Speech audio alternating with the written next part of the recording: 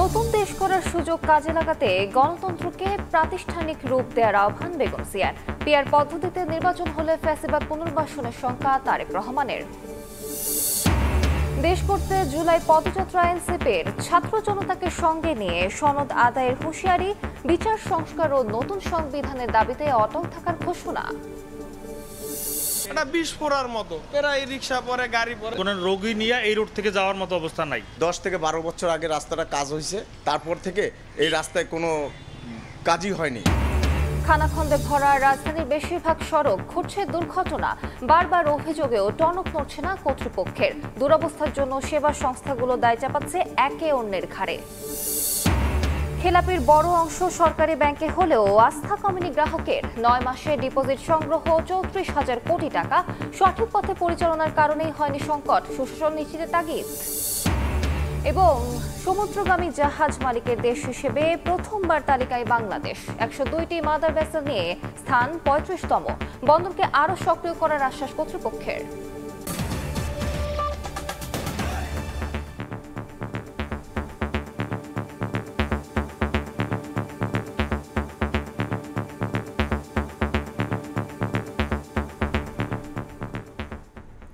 ভোরের সময় সঙ্গে আছি আমি আলিশা ইসলাম।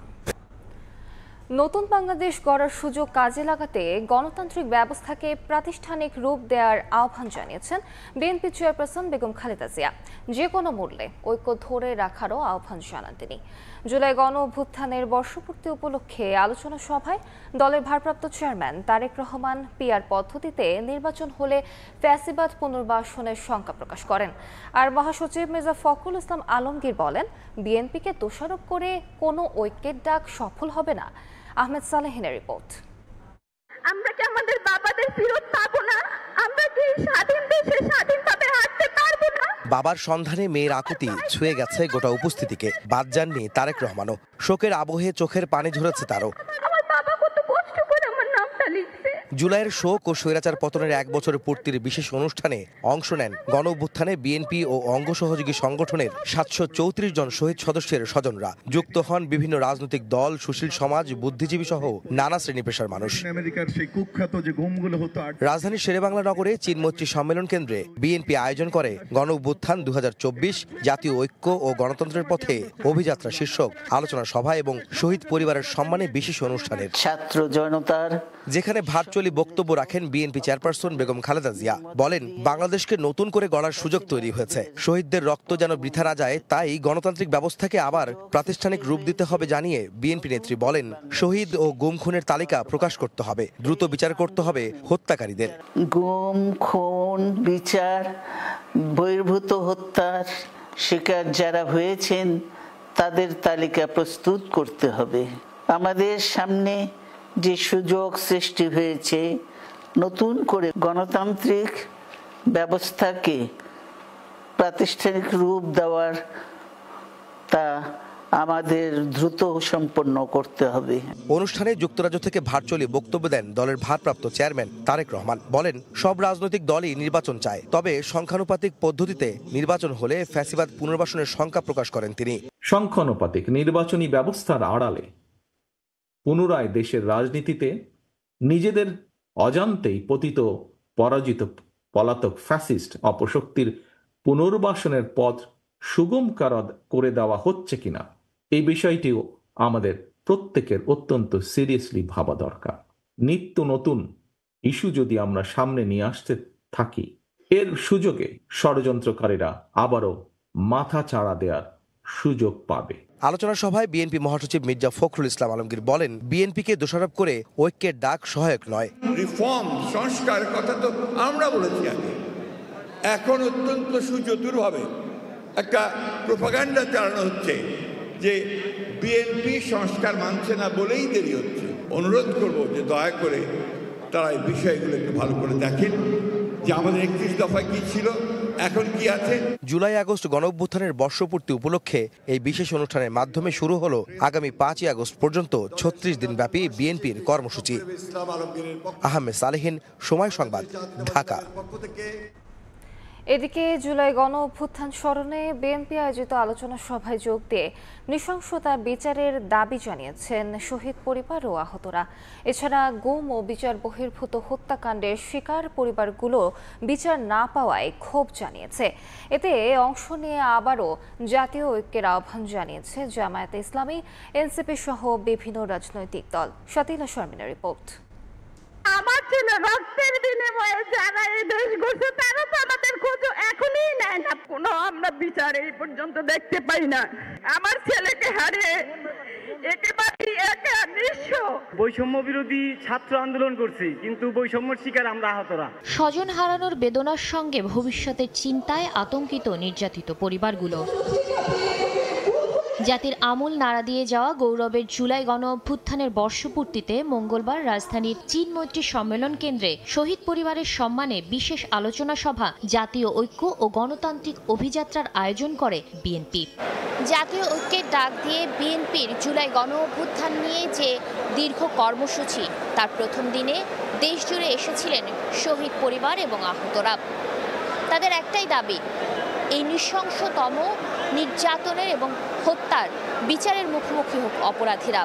আমি ঢাকার দিকে রওনা দিলাম, আসবো, কিন্তু আসতে পারি নাই। আমার গাড়ি যদি 5 মিনিট চলছে, 10 মিনিট চলছে, আওয়ামী লীগের লোকগুলা ওরা মনে করেন 1 ঘন্টা আধা ঘন্টা করে গাড়ি খাড়া করে দিয়ে দিছে। আমরা দুনিয়াতে বাঁচে থাকতে ওনাদের বিচারটা আমরা একটু দেখে যাই, আমরা আর কিছু চাই না। সকল শহীদের বিচারটা যেন আমরা দেখে যেতে পারি। ছেলে তার প্রিয় ভাবনা। এ সময় উপস্থিত ছিলেন গত 17 বছরে গুম এবং বিচার বহির্ভূত হত্যাকাণ্ডের শিকার হওয়া পরিবারগুলো। স্বৈরাচারের পতনের 1 বছর পার হলেও অমানবিক এসব হত্যাকাণ্ডের বিচার না হয় ক্ষোভ প্রকাশ করেন তারা। আমরা কি স্বাধীন দেশে স্বাধীনভাবে হাঁটতে পারবো না? আমার ভাই কি আমার বাবার মুখটা দেখতে পারবে না? দুপুর 2টায় অ্যারেস্ট করেছে, রাত 2টায় ক্রস ফায়ার দিয়েছে। আমার ছেলের বিচার এখন আমি পাই নাই। আমি আপনাদের সবার কাছে আমার ছেলের বিচার প্রার্থনা করি। আলোচনা সভায় যোগ দেন জামাতে ইসলামী, এনসিপি সহ রাজনৈতিক দলগুলো। নেতারা ডাক দেন ঐক্যের। আগামী দিনের বাংলাদেশের সিদ্ধান্ত গ্রহণ করবে এদেশের রাজনীতিবিদ, এদেশের রাজনৈতিক দলগুলো, এদেশের আপামর জনতা। সংখ্যাগুরু নয়, সংখ্যালঘু নয়, আমরা সবাই বাংলাদেশি, সবার জন্য বাংলাদেশ, আমরা সব দল মিলে গড়ব ইনশাআল্লাহ। জুলাই গণ অভ্যুত্থান নিয়ে বিএনপির 36 দিনের 22 ধরনের কর্মসূচি শুরু হয় মঙ্গলবার। শাতিলা শারমিন, সময় সংবাদ, ঢাকা। রংপুরে শহীদ আবু সাইদের কবর জিয়ারত করে গণ অভ্যুত্থানের বর্ষপূর্তি উপলক্ষে দেশ করতে জুলাই পদযাত্রা শুরু করেছে জাতীয় নাগরিক পার্টি। কর্মসূচিতে অংশ নিয়ে দলের শীর্ষ নেতারা বিচার, সংস্কার ও নতুন সংবিধানের দাবিতে অটল থাকার ঘোষণা দেন। বলেন, সারা দেশের ছাত্র জনতাকে সঙ্গে নিয়ে জুলাই সনদ আদায় করা হবে। নাজমুল হোসেন রাজুর ছবিতে শবাব ওয়াসির রিপোর্ট। বছর ঘুরে এলো রক্তাক্ত জুলাই। কোটা আন্দোলন থেকে শুরু করে ধাপে ধাপে স্বৈরাচার সরকার বিরোধী আন্দোলন, অতঃপর 16 বছরের দুঃশাসনের অবসানে বিজয়ের হাসি। মঙ্গলবার রংপুরের পীরগঞ্জে সে আবু সাইদের কবর জিয়ারতের মধ্য দিয়ে জুলাই অভ্যুত্থানের বর্ষপূর্তি উপলক্ষে মাসব্যাপী কর্মসূচির সূচনা করল জাতীয় নাগরিক পার্টি। জিয়ারত শেষে দলটির আহ্বায়ক নাহিদ ইসলাম বলেন, জুলাই জুড়ে এই কর্মসূচির মাধ্যমে দেশের প্রতিটি প্রান্তে পৌঁছাতে চায় এনসিপি। এছাড়াও বিচার, সংস্কার ও নতুন সংবিধানের দাবিতে এনসিপির অটল অবস্থানের কথাও জানান তিনি। জুলাই ঘোষণাপত্র এবং জুলাই সনদ নিয়ে টালবাহানা শুরু হয়েছে। আমরা স্পষ্টভাবে আমরা হুঁশিয়ারি দিতে চাই, যদি সরকার বা অন্য কেউ মনে করে থাকে যে এই যে হাজারো লক্ষ মানুষ যারা রাজপথে নেমে এসেছিল তারা ঘরে ফিরে গিয়েছে, তাহলে আপনারা ভুল ভাবছেন। আমাদের যে জুলাই ঘোষণাপত্র এবং জুলাই সনদ, সেটি আমরা আদায় করে ছাড়বো ইনশাআল্লাহ। গণহত্যার বিচার ও গণপরিষদ নির্বাচনের মাধ্যমে আবারও নতুন সংবিধান রচনার দাবি জানান দলটির সদস্য সচিব আক্তার হোসেন। যারা গণহত্যা সংগঠিত করেছে, বাংলাদেশের উপরে মানবতা বিরোধী অপরাধ চাপিয়ে দিয়েছে, তাদেরকে বিচারের আওতায় নিয়ে আসতে হবে। একই সাথে বাংলাদেশের পুরনো যে সংবিধান, এই মুজিববাদী সংবিধান ফেলে দিয়ে নতুন এক সংবিধান প্রণয়ন করতে গণপরিষদ নির্বাচনের আয়োজন করতে হবে। শহীদ আবু সাইদের কবর জিয়ারতের মাধ্যমে সূচনা হলো এনসিপির জুলাই বর্ষপূর্তি কর্মসূচি। মাসব্যাপী সারা দেশে এই কর্মসূচির মাধ্যমে বিচার, সংস্কার ও নতুন বন্দোবস্তের পক্ষে জনমত তৈরি করার প্রত্যয় এনসিপি নেতাদের। পরে পদযাত্রার অংশ হিসেবে গাড়িবহর নিয়ে গাইবান্ধা অভিমুখে রওনা দেয় এনসিপি নেতাকর্মীরা। যাত্রাপথে সংক্ষিপ্ত বিরতি দিয়ে বিভিন্ন জায়গায় স্থানীয়দের সঙ্গে কুশল বিনিময় করেন দলের নেতারা। বিকেলে গাইবান্ধা পৌঁছানোর পর শহীদ মিনার অভিমুখে পদযাত্রা শেষে নেতারা বলেন, মৌলিক সংস্কারের মধ্য দিয়েই নির্বাচনে যেতে হবে। ভারত থেকে পতিত সরকারের দোসররা ষড়যন্ত্র করছে বলেও অভিযোগ তাদের। জুলাই সনদ ও ঘোষণাপত্র আদায় করে নতুন দেশ গড়ার লক্ষ্যে এনসিপি মাঠে নেমেছে বলেও জানান তারা। 2024 সালে আমরা শেখ হাসিনাকে উৎখাত করার জন্য রাজপথে নেমেছিলাম। এখন আমাদের উৎখাত হয়েছে, পতন হয়েছে, কিন্তু নতুন দেশ এখনো গঠন হয়নি। সেই নতুন দেশ গঠনের জন্য এবার আমরা রাজপথে নেমেছি। পদযাত্রা শেষে গাইবান্ধা থেকে আবারও রংপুর ফিরে যান এনসিপি নেতাকর্মীরা। সেখানে বেগম রোকেয়া বিশ্ববিদ্যালয়ের সামনে থেকে শহীদ আবু সাঈদের গুলিবিদ্ধ স্থান পরিদর্শন শেষে রংপুর শহরের শাপলা চত্বর হয়ে মেডিকেল মোড় অভিমুখে পদযাত্রা করেন নেতাকর্মীরা। শাবাব ওয়াসি, সময় সংবাদ, রংপুর। রাষ্ট্রকে ফ্যাসিবাদ মুক্ত করাই ছিল গণ অভ্যুত্থানের মূল মন্ত্র। জুলাই ক্যালেন্ডার উদ্বোধন করে কথা জানিয়েছেন প্রধান উপদেষ্টা ডক্টর মোহাম্মদ ইউনূস। স্বৈরাচার মাথা চড়া দিলেই বিনাশের ডাক দিয়ে তিনি বলেন, আর যেন 16 বছর অপেক্ষা করতে না হয় সেই কাজ চলছে। রক্তাক্ত জুলাইয়ের বর্ষপূর্তিতে শুরু হলো মাসব্যাপী রাষ্ট্রীয় কর্মসূচি। মঙ্গলবার সকালে প্রধান উপদেষ্টার তেজগাঁও কার্যালয়ে কর্মসূচির উদ্বোধনী অনুষ্ঠানে প্রধান অতিথি ডক্টর মোহাম্মদ ইউনূস। ধন্যবাদ। এ সময় অতিথিদের সঙ্গে নিয়ে জুলাই অভ্যুত্থানের ঘটনাবহুল দিনলিপি নিয়ে জুলাই ক্যালেন্ডারের উদ্বোধন করেন প্রধান উপদেষ্টা।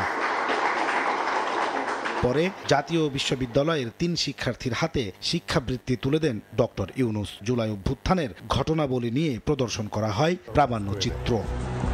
পুলিশ কোথায় আছে অবস্থানটা দেখার জন্য আমি আসলে প্রধান অতিথির বক্তব্যের শুরুতে জুলাই শহীদদের গভীর শ্রদ্ধা ভরে স্মরণ করেন ডক্টর ইউনূস। আমরা প্রতি বছর এই সময়কালটা উদযাপন করব, যাতে পরবর্তীতে 16 বছর আমাদের অপেক্ষা করতে না হয় আবার এই অভ্যুত্থান করার জন্য। রক্তের বিনিময়ে পাওয়া দেশ গড়ার এই সুযোগ যেন হারিয়ে না যায়, সেজন্য জনগণকে সচেতন থাকার পাশাপাশি ফ্যাসিবাদের চিহ্ন দেখা মাত্রই তা বিনাশের আহ্বান জানান ডক্টর ইউনূস। যে লক্ষ্যে আমাদের তরুণ ছাত্ররা, জনতা, রিক্সা চালক, শ্রমিক, কিশোররা শহীদ হয়েছিল, আহত হয়েছিল, সেই লক্ষ্য বাস্তবায়নে আমরা আবার নতুন করে শপথ নেব এই অনুষ্ঠানমালার মাধ্যমে, এবং সেটা আমরা প্রতি বছর করব। স্বৈরাচার আবার কোনো রকমের কোথাও মাথাচাড়া দিতে না পারে। পরে জুলাই গণ অভ্যুত্থানের স্মরণে মাসব্যাপী কর্মসূচির উদ্বোধন করেন প্রধান উপদেষ্টা ডক্টর মোহাম্মদ ইউনূস। জুলাই গণ অভ্যুত্থান পুনরুত্থান কর্মসূচির উদ্বোধন ঘোষণা করছি। নাজমুস তালেহী, সময় সংবাদ, ঢাকা। জুলাই গণ অভ্যুত্থান বর্ষপূর্তির প্রথম দিন যথাযথ মর্যাদা এবং ভাব গাম্ভীর্যের মধ্য দিয়ে পালন করেছে বিভিন্ন রাজনৈতিক দল। জুলাই চেতনা সমুন্নত রাখতে নিজ নিজ জায়গা থেকে দেশবাসীর প্রতি আহ্বান জানান দলগুলোর শীর্ষ নেতারা। জামায়াতে ইসলামের নেতারা বলেন, আগামী নির্বাচন জনগণের প্রত্যাশা অনুযায়ী না হলে মানুষ আবারও রাস্তায় নামবে।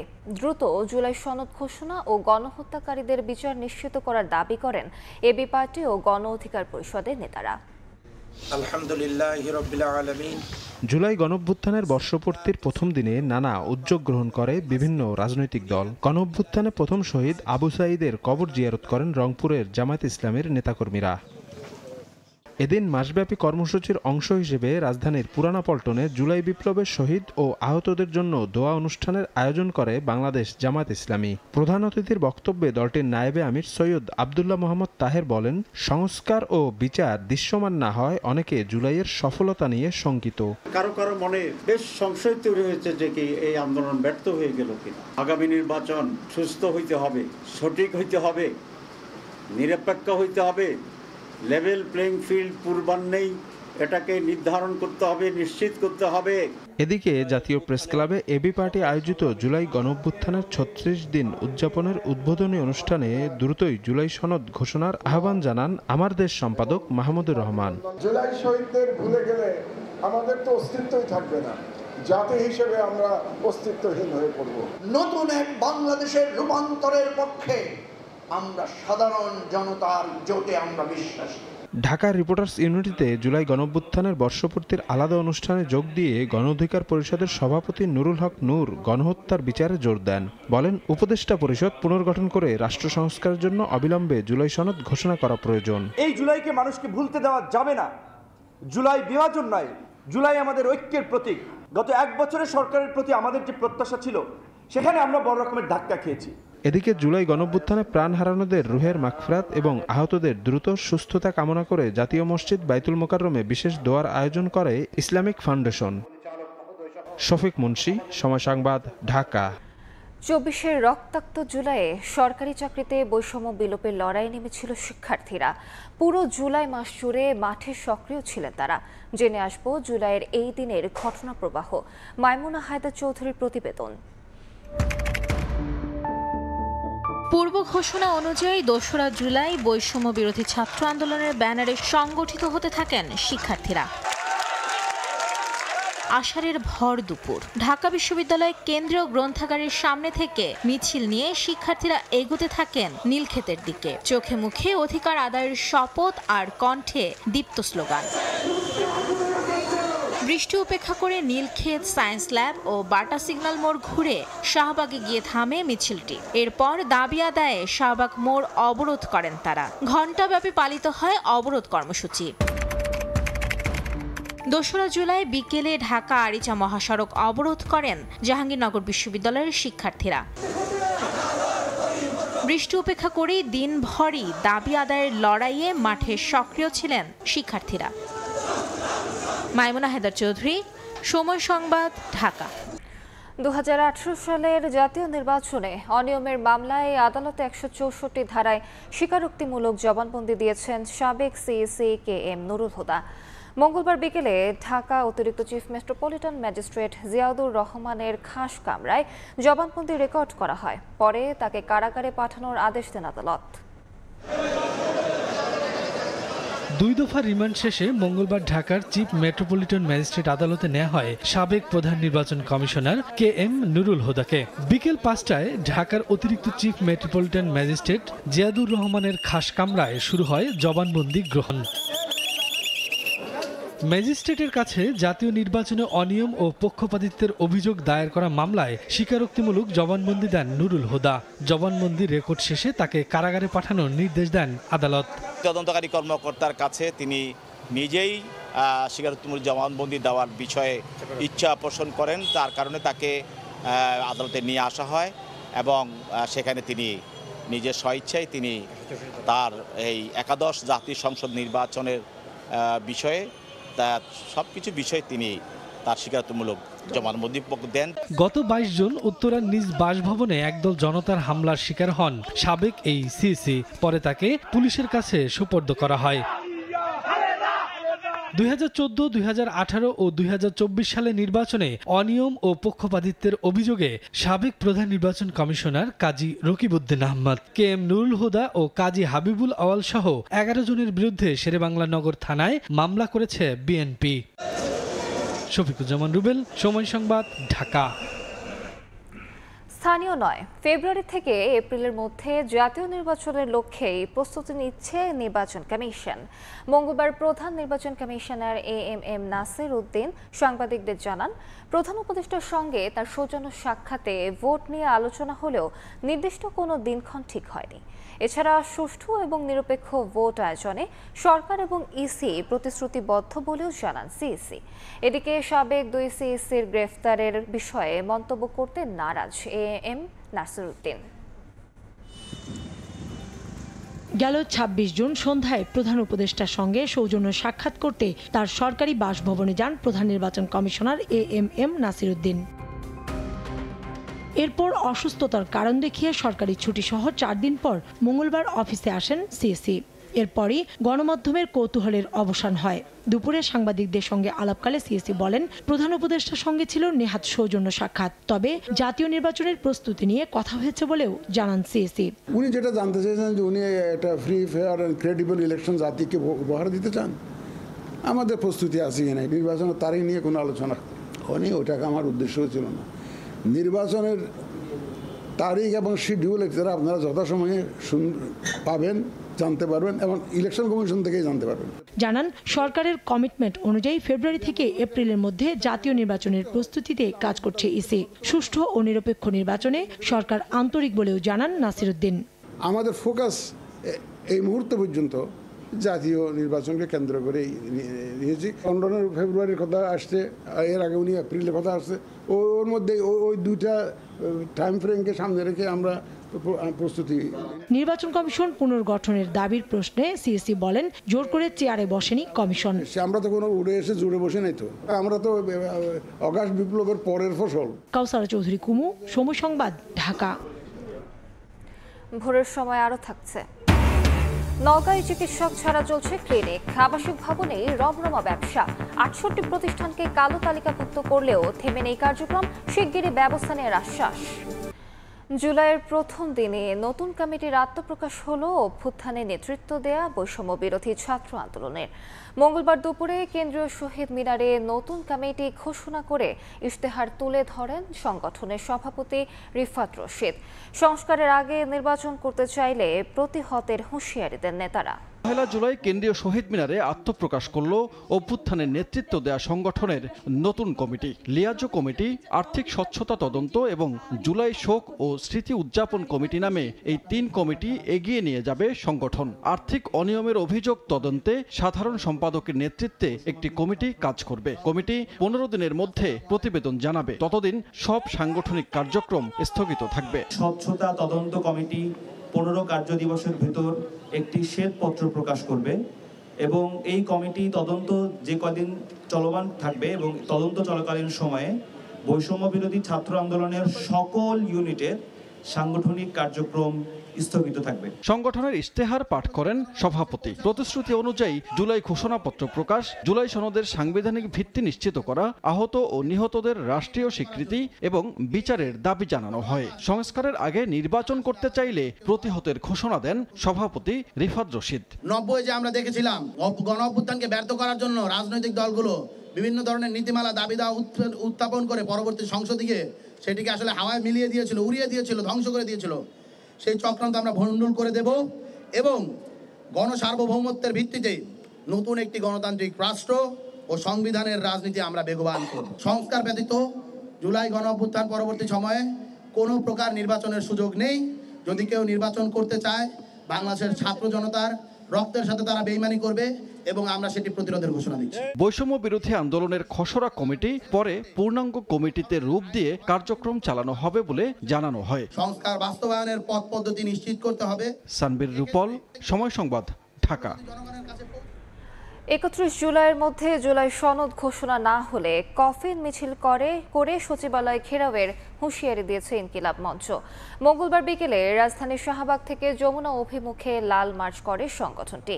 মিছিল কাকরাইল মোড়ে এসে পৌঁছালে আটকে দেয় পুলিশ। পরে এক সংক্ষিপ্ত সমাবেশে মুখপাত্র শরীফ ওসমান হাদি বলেন, জুলাই কোনো রাজনৈতিক দল বা সংগঠনের ব্যক্তিগত সম্পত্তি নয়।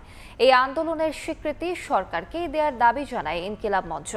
এছাড়া জুলাই আন্দোলনের আহতদের সুচিকিৎসা, ফ্যাসিবাদের পক্ষে আমলা, মন্ত্রী, এমপিদের বিচারের ব্যবস্থা সহ 13 দফা প্রস্তাব জানান সংগঠনের নেতাকর্মীরা। জুলাই যোদ্ধাদের ধন্যবাদ জানাই আমি। বিনীত অনুরোধ, আপনারা যে কোনো নিউজ যথাযথভাবে 31 জুলাইয়ের মধ্যে যে কোনো উপায়ে তারা জুলাই সনদ ঘোষণা করবেন। অগস্টের 3 তারিখ কাফনের কাপড় পরে কফিন নিয়ে সচিবালয়ে ঘেরাও করার জন্য কফিন মার্চ ঘোষণা করছি। জুলাই অভ্যুত্থানের বর্ষপূর্তি উপলক্ষে 1 জুলাই থেকে মাসব্যাপী কর্মসূচি ঘোষণা করেছে বাংলাদেশ গণতান্ত্রিক ছাত্র সংসদ। মঙ্গলবার বিকেলে ঢাকা বিশ্ববিদ্যালয়ের মধুর ক্যান্টিনে আয়োজিত সংবাদ সম্মেলনে এই কর্মসূচি ঘোষণা করেন সংগঠনের সদস্য সচিব জাহিদ হাসান। এ সময় দ্রুত সময়ের মধ্যে জুলাই ঘোষণাপত্র প্রকাশের আহ্বান জানান তিনি। এই জুলাইকে সাংস্কৃতিকভাবে, রাজনৈতিকভাবে টিকিয়ে রাখার এই মাসটিকে অভ্যুত্থানের বর্ষপূর্তি উদযাপন উপলক্ষে 1 জুলাই থেকে 36 জুলাই অর্থাৎ 5 আগস্ট পর্যন্ত বাংলাদেশ গণতান্ত্রিক ছাত্র সংসদ মাসব্যাপী নানা কর্মসূচি গ্রহণ করেছে। প্রতিজ্ঞা করা হয়েছিল, ওয়াদা দেওয়া হয়েছিল 30 কার্য দিবসের মধ্যে ঘোষণাপত্র দেওয়া হবে। ঘোষণাপত্র হয়নি, ইন্টারিম গভর্নমেন্ট কবে নির্বাচন দিবে সেই বৈধতা তারা লন্ডনে গিয়ে নিয়ে এসছে। আমরা সন্দেহ প্রকাশ করতে চাই ঘোষণাপত্রের বৈধতার জন্য আপনাদের আবার লন্ডনে যেতে হবে কিনা। সুতরাং কোনো পলিটিক্যাল পার্টির কাছে এই ক্ষমতাকে বর্গা না দেওয়ার জন্য আমরা অনুরোধ করছি। গায়ের জোরেই পদ্মা সেতু দুর্নীতি মামলায় আসামিদের অব্যাহতি দিয়েছিল তৎকালীন দুর্নীতি দমন কমিশন। এমনটাই দাবি করে সংস্থাটির চেয়ারম্যান আব্দুল মোমেন বলেন, যথেষ্ট তথ্য প্রমাণ থাকার পরও মামলাটি পরিসমাপ্তি করা হয়। গেল জানুয়ারিতে শুরু হওয়া অনুসন্ধানে ইতোমধ্যে পদ্মা সেতুর পরামর্শক নিয়োগে প্রাথমিকভাবে অনিয়ম দুর্নীতির প্রমাণও মিলেছে। পদ্মা সেতু পরামর্শক নিয়োগের মামলার নিষ্পত্তির দীর্ঘ 1 যুগ পর গেল জানুয়ারিতে তা পুনরায় অনুসন্ধানের সিদ্ধান্ত নেয় দুদক। গঠন করা হয় উচ্চ পর্যায়ে কমিটি। 2012 সালে পদ্মা সেতুতে বিশ্বব্যাংকের অর্থায়ন নিয়ে টানাপোড়েনের মধ্যে 7 জনের বিরুদ্ধে দুর্নীতির অভিযোগ এনে মামলা করে দুদক। 2014 সালে অদৃশ্য কারণে মামলাটি পরিসমাপ্তি করে তৎকালীন বদিউজ্জামান ও শাহাবুদ্দিন চুপ্পু কমিশন। রাজনৈতিক পট পরিবর্তনের পর ফের অনুসন্ধানে মিলতে শুরু করে নানা তথ্য উপাত্ত। ইতোমধ্যে তৎকালীন সেতু সচিব মুশাররফ হোসেন ভূঁইয়া সহ সংশ্লিষ্টদের নথিপত্র এখন দুদকের কবজায়। সংস্থাটির চেয়ারম্যানের দাবি, বেশ কিছু দুর্নীতির তথ্য মিলেছে। পিপিআর পিপিএ অনুসরণ করে আমাদের যে কাজ করার কথা, তাতে আমরা যে মূল্যায়ন কমিটি গঠন করি সেই কমিটি উদ্দেশ্যমূলকভাবে একাধিকবার পরিবর্তন করা হয়েছে। এটাতে আমাদের একটা ম্যানস্টিয়া কিংবা একটা অসৎ উদ্দেশ্য, অপরাধ প্রবণতা এটার মধ্যে থেকে যায়, সেটা প্রমাণিত হয়ে আসে। মামলায় আসামিদের অব্যাহতির পিছনে তৎকালীন কমিশনের দায় আছে কিনা তাও খতিয়ে দেখার কথা জানান চেয়ারম্যান। মামলার যে বিষয়গুলি, উপাদানগুলি সঠিক থাকা সত্ত্বেও শেষ পর্যন্ত আদালতে এটার এফআরটি দাখিল করা হয়। এরপরে আমরা এটা পুনরায় বিবেচনা করতে বসি এবং বিবেচনা করে আমাদের মনে হয় যে এটা অনেকটা আমরা গায়ের জোরেই সেই মামলাটাকে বসিয়ে দিয়েছিলাম। আব্দুল মোমিন বলেন, নতুন তদন্তে কারো সংশ্লিষ্টতা মিললে তাদেরও আইনের আওতায় আনা হবে। যদি এর মধ্যে কারো গাফিলতি আমরা পর্যবেক্ষণ করি, সেটাকে আমরা বিবেচনা আনবো, না আনার কোনো কারণ নেই। তাসলিম তৌহিদ, সময় সংবাদ, ঢাকা। খানাখন্দে ভরা রাস্তা, হরহামেশাই ঘটছে দুর্ঘটনা। অভিযোগ জানানোর পরও টনক নড়ছে না কর্তৃপক্ষের। রাজধানীতে এমন সড়কের সংখ্যা কম নয়। সড়কের দুরবস্থার জন্য ওয়াসা ও রাজুক দুষছে সিটি কর্পোরেশনকে। সিফাত আল শাহরিয়ারের ক্যামেরায় শাবাব ওয়াসির রিপোর্ট।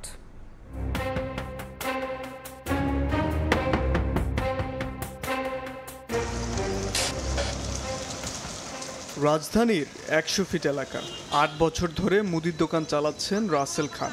এই দোকানের আয় থেকেই চলে সংসার, তবে 1.5 বছর ধরে দেখছেন না লাভের মুখ। এর মূল কারণ রাস্তার দুরবস্থা। 8 বছরের মধ্যে 1.5 বছর আমরা যে লস খাইছি শুধু এই রাস্তাটার কারণে। রাসেল আরও জানান, রাস্তা মেরামতের দাবিতে বিভিন্ন সময় কর্মসূচি পালন করলেও টনক নড়েনি কর্তৃপক্ষের। ফলে নিরুপায় হয়ে দোকান বিক্রি করে 100 ফিট এলাকা ছাড়ছেন অনেকেই। সিটি কর্পোরেশনটা আমরা কয়েকবার জানানো হয়েছে, প্রত্যেকটা দোকানদার গিয়ে থানার সামনে আমরা আন্দোলন করছি, একটু কাজ হয় নাই। খানাখন্দে ভরা রাস্তার কারণে অতিষ্ঠ নিয়মিত যাতায়াতকারীরা। এটা 20 পড়ার মতো, প্রায় রিক্সা পরে, গাড়ি পরে, মাঝে আমিও পড়ে গেছি। রাস্তাঘাট প্রথম থেকে যেমন দেখতেছি এখন তেমনই আছে। কোনো রোগী নিয়ে এই রোড থেকে যাওয়ার মতো অবস্থা নাই। রাজধানীতে ভাঙাচোরা আরও অনেক সড়ক রয়েছে। গুলশানের লেক রোডও বেহাল। নির্মাণের পর একবারও সংস্কার করা হয়নি সড়কটি। 10 থেকে 12 বছর আগে রাস্তাটা কাজ হয়েছে, তারপর থেকে এই রাস্তায় কোনো কাজই হয়নি। গাড়ি চলে যাইতেছে, দেখা গেল পানি সমস্ত শরীরটা ভিজে গেল। এখান থেকে যাইবা গেলে এখানে একটা গাত আছে, পড়ে গেছে অলরেডি। একাধিকবার অভিযোগ জানানোর পরেও অবহেলিত রয়ে গেছে রাজধানীর বেশ কিছু এলাকার প্রধান সড়কগুলি। ফলাফল, সীমাহীন ভোগান্তিতে এলাকাবাসী। হরহামেশাই ঘটছে দুর্ঘটনা, তবুও টনক নড়ছে না প্রশাসনের। কেন বছরের পর বছর রাজধানীর অনেক সড়কের এই দুরবস্থা? উত্তর সিটি কর্পোরেশন বলছে 100 ফিটে ভাঙ্গাচোরা রাস্তার জন্য দায়ী ওয়াসা, আর লেক রোডের দায় রাজুকের। 100 ফিট রোডটা শেষ হয়নি, তার একটা কারণ হচ্ছে গিয়ে ওয়াসার একটা সুপেয় পানির একটা প্রজেক্ট। ওই প্রজেক্টটা বিভিন্ন কারণে ডিলে হওয়াতে এই কাজটা করতে পারেনি। হাতিরঝিল, গুলশান লেকটা রাজুকের, এবং এই পেরিফেরাল যে রোডগুলো আছে সেটাও রাজুকের। গত 3 মাস আগে রাজুক আমাদেরকে এটা হ্যান্ড ওভার করেছে। সিটি কর্পোরেশনের আওতায় আসা নতুন ওয়ার্ডগুলোর মধ্যেও রয়েছে অনেক অবহেলিত সড়ক। মেরামতে 4000 কোটি টাকার মাস্টার প্ল্যান প্রকল্প নেওয়া হলেও এখনও কাজ শুরু হয়নি। শাবাব ওয়াসি, সময় সংবাদ, ঢাকা। খেলাপির বড় অংশ সরকারি ব্যাংকে হলেও আমানতে আস্থা কমেনি গ্রাহকের। গত 9 মাসে ডিপোজিট সংগ্রহ হয়েছে প্রায় 34,000 কোটি টাকা। সঠিক পথে পরিচালনার কারণে সংকট হয়নি বলে মত কর্মকর্তাদের। এছাড়া পদোন্নতিতে আমানত সংগ্রহের লক্ষ্য ও খেলাপি আদায়ের শর্তে ব্যাংকারদের মধ্যে জাগরণ তৈরি হয়েছে বলেও মত তাদের। সুশাসন নিশ্চিত হলে ব্যাংক খাত ঘুরে দাঁড়ানোর আশা অর্থনীতিবিদদের। কাজল আব্দুল্লাহ রিপোর্ট। গণঅভ্যুত্থানে শেখ হাসিনা পালিয়ে যাওয়ার পর রাষ্ট্রের প্রতিটি খাতেই স্পষ্ট হয়ে উঠেছে আওয়ামী লীগ সরকারের ক্ষত। বিশেষ করে ব্যাংক খাত, একদিকে আমানত সংগ্রহ, অন্যদিকে অনিয়ম করেই ঋণের নামে লোপাট হয়েছে লাখ লাখ কোটি টাকা। খেলাপি সঠিক তথ্য গোপন রেখেও প্রতারণা করা হয় সাধারণ গ্রাহকের সঙ্গে। ধীরে ধীরে ব্যাংক খাতের খেলাপি অর্থের পরিসংখ্যান প্রকাশ করতে থাকে বাংলাদেশ ব্যাংকের বর্তমান পর্ষদ। উঠে আসে মার্চ পর্যন্ত বিতরণকৃত ঋণের মধ্যে খেলাপির পরিমাণ 24.13%, অর্থাৎ 4,20,000 কোটি টাকা। এর মধ্যে 45% খেলাপি সরকারি ব্যাংকগুলোতে। এত কিছুর পরও ভঙ্গুর সরকারি ব্যাংকের প্রতি আস্থা কমেনি গ্রাহকের। বাংলাদেশ ব্যাংকের রিপোর্ট অনুযায়ী গত জুলাই থেকে মার্চ পর্যন্ত 9 মাসে 4 ব্যাংকের আমানত সংগ্রহ হয়েছে 34,254 কোটি টাকা। ব্যাংকাররা জানান দক্ষ ব্যবস্থাপনায় ফিরছে আস্থা। ব্যাংকগুলো স্থিতিশীল অবস্থা আসলেই তো দেশের আর্থিক অবস্থা স্থিতিশীল আসবে। আমাদের রিকভারিও আগের চেয়েও ভালো অবস্থায় যাচ্ছে, আমাদের শৃঙ্খলা যেটা সেটাও একটা ভালো অবস্থায় আসছে। এদিকে প্রথমবারের মতো কর্মীদের আমানত সংগ্রহের টার্গেট দেয়া, খেলাপি আদায়ে প্রণোদনা সহ উপশাখা করার উদ্যোগ নিয়েছে খেলাপির ভারে নুয়ে পড়া জনতা ব্যাংক। পারফরমেন্স বেস একটা এসিআর করার জন্য চিন্তা করছি। সেখানে একজন ডিপোজিট কালেকশন করতে পারলে সেই ফুল তার পুরো টার্গেট কালেকশন করতে পারলে 5 পাবে, অর্ধেক করতে পারলে 5 মানে 2.5 পাবে, এরকমভাবে 3-এর নিচে করতে পারলে সে 0 পাবে। তো যে পারফর্ম করবে সে আলটিমেটলি তার এসিআরের রেটটা অনেক বেশি বেড়ে যাবে, অর্থাৎ সে পদোন্নতির ক্ষেত্রে আগে এগিয়ে যাবে। তো তার ব্যক্তিগত অ্যাচিভমেন্টের জন্য সে কিন্তু খাটতে বাধ্য এবং খাটবে। গাইডলাইন মেনে চললে সম্পদশালী ব্যাংকগুলো 1 থেকে 1.5 বছরের মধ্যে আবারও শক্তিশালী হবে বলে আশা অর্থনীতিবিদদের। লোন নিয়ে সে অনিয়ম করতেছে, সে অনিয়ম করার প্রবণতা এখন কমতেছে। আগে যেরকম মানে উপর থেকে অর্ডার দিলেই আপনার লোন পাস হয়ে যেত, এখন সেটা হচ্ছে না। এটা যদি কন্টিনিউ করে 1 বছর 1.5 বছরে এটা দেখবেন যে কিছুটা অনেকটা লাইনে চলে আসবে। সরকারি ব্যাংকে জানুয়ারি মার্চ কোয়ার্টারে আমানত বাড়লেও বেসরকারি ব্যাংকগুলোতে আমানত কমেছে প্রায় 2,000 কোটি টাকা। চলতি বছরের এপ্রিল পর্যন্ত ব্যাংক খাতের মোট আমানতের পরিমাণ দাঁড়িয়েছে 18,20,000 কোটি টাকা। কাজল আব্দুল্লাহ, সময় সংবাদ, ঢাকা। সমুদ্রগামী জাহাজ মালিকের দেশ হিসেবে প্রথমবারের মতো জাতিসংঘের সহযোগী সংস্থা আংটাডের তালিকায় স্থান করে নিয়েছে বাংলাদেশ। 102টি পণ্যবাহী মাদার ভেসেল এবং 170টি মাছ ধরার ফিশিং ভেসেল জাহাজ নিয়ে সবশেষ তালিকায় বাংলাদেশের স্থান হয়েছে 35তম। অবশ্য বিশ্ব বাণিজ্য নিয়ে কাজ করার সংস্থাটির গুরুত্বপূর্ণ এই তালিকায় 35টি দেশকেই স্থান দেওয়া হয়। সাক্ষাৎ টিপুর ক্যামেরায় বিস্তারিত জানাচ্ছেন কমল দে। স্বাধীনতার পর মাত্র 2টি জাহাজ নিয়ে সমুদ্র বাণিজ্য শুরু করেছিল সরকারি প্রতিষ্ঠান বাংলাদেশ শিপিং কর্পোরেশন, আর বেসরকারি পর্যায়ে বাংলাদেশ জাহাজের মালিক হয়েছিল বিগত 2013 সালে। এর মধ্যে মাত্র 12 বছরে বাংলাদেশি মালিকানাধীন পণ্যবাহী মাদার ভেসেল রয়েছে 102টি। এই অবস্থায় জাতিসংঘের সহযোগী সংস্থা United Nation leading institution trade and development UNCTAD রিপোর্টে স্থান করে নিয়েছে বাংলাদেশ। এই প্রথম আমরা বাংলাদেশ টপ 35 শিপ ওনিং নেশনের ভিতরে আমরা প্রবেশ করেছি, আর এর ফলে আমরা আন্তর্জাতিকভাবে শিপ ওনিং কান্ট্রি হিসেবে পরিচিতি লাভ করব।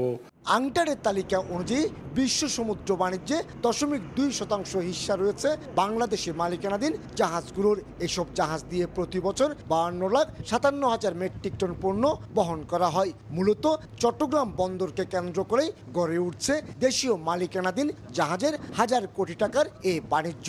আর তাই জাহাজ শিল্পের বিকাশে বন্দরকে আরও বেশি সক্রিয় করার কথা জানালেন বন্দর চেয়ারম্যান। ট্রেড রুট ডাইভার্সিটি হবে এবং এর সাথে আপনার কার্গোর ফ্লোটাও বেড়ে যাবে এবং গ্লোবালি আমাদের যে কানেক্টিভিটি সেখানে কিন্তু আমরা খুব মানে স্পিডি আমরা করতে পারবো, ডেলিভারি দিতে পারবো। আনট্রেডের তালিকায় স্থান পাওয়ার মাধ্যমে আন্তর্জাতিক সমুদ্র পরিবহন বাণিজ্যে এখন বাংলাদেশি মালিকদের যেমন কদর বাড়বে, তেমনি বিদেশি ব্যবসায়ীরাও বাংলাদেশি জাহাজ ভাড়া নিতে আর দ্বিধা করবে না। অবশ্য পণ্য নিয়ে আসা বাংলাদেশি পতাকাবাহী জাহাজকে অগ্রাধিকার ভিত্তিতে বাড়তি সুবিধা দিতে আগে চট্টগ্রাম বন্দরে ফ্ল্যাগ ভেসেল নীতিমালা কার্যকর রেখেছে।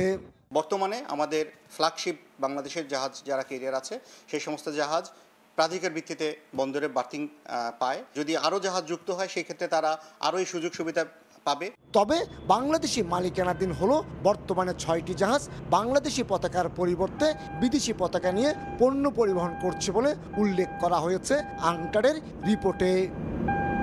বিশ্ব অর্থনীতিতে সমানতালে এগিয়ে চলার পাশাপাশি আমদানি রপ্তানি বাণিজ্যে এই অঞ্চলে গুরুত্বপূর্ণ স্থান দখল করে আছে বাংলাদেশ। তার উৎকৃষ্ট উদাহরণ আংটারের রিপোর্টে জাহাজ মালিক দেশগুলোর মধ্যে এখন 35তম। সামান্য কিছু জটিলতা রয়েছে, সেগুলো কাটিয়ে উঠতে পারলে বাংলাদেশের স্থান হয়ে যাবে 20তম, এমনটি বলছেন জাহাজ ব্যবহারকারীরা। চট্টগ্রাম বন্দর থেকে কমল দে, সময় সংবাদ। চট্টগ্রাম বন্দরে নিউ মুরিং কন্টেইনার টার্মিনাল পরিচালনার দায়িত্ব কাদের দেওয়া হবে তা নিয়ে বুধবার সিদ্ধান্ত নেওয়া হবে বলে জানিয়েছেন নৌ পরিবহন উপদেষ্টা এম সাখাওয়াত হোসেন। সচিবালয়ে সরকারি ক্রয় সংক্রান্ত উপদেষ্টা কমিটির সভা শেষে সংবাদকর্মীদের এই কথা বলেন তিনি। উপদেষ্টা আরও বলেন, জাতীয় রাজস্ব বোর্ডের কর্মকর্তা কর্মচারীদের আন্দোলনে চট্টগ্রাম বন্দর 3 দিন বন্ধ থাকলেও আমদানি রফতানি বাণিজ্যে তেমন প্রভাব পড়েনি। এদিকে অর্থ উপদেষ্টা বলেছেন, চলতি অর্থ বছরে নির্বাচনের সম্ভাবনা থাকায় সরকার আগেই নির্বাচনী বাজেট ঠিক করেছে। নির্বাচনী বাজেট বরাদ্দে কার্পণ্য করা হবে না বলেও জানান তিনি।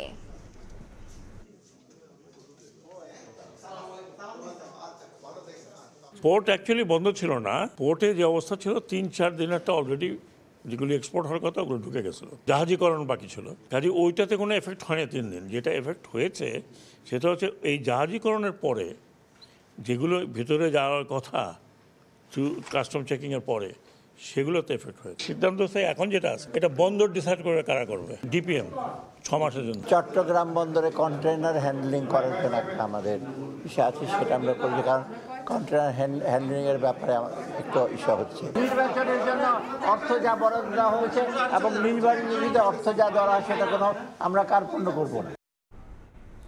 ভোরের সময় আরও থাকছে।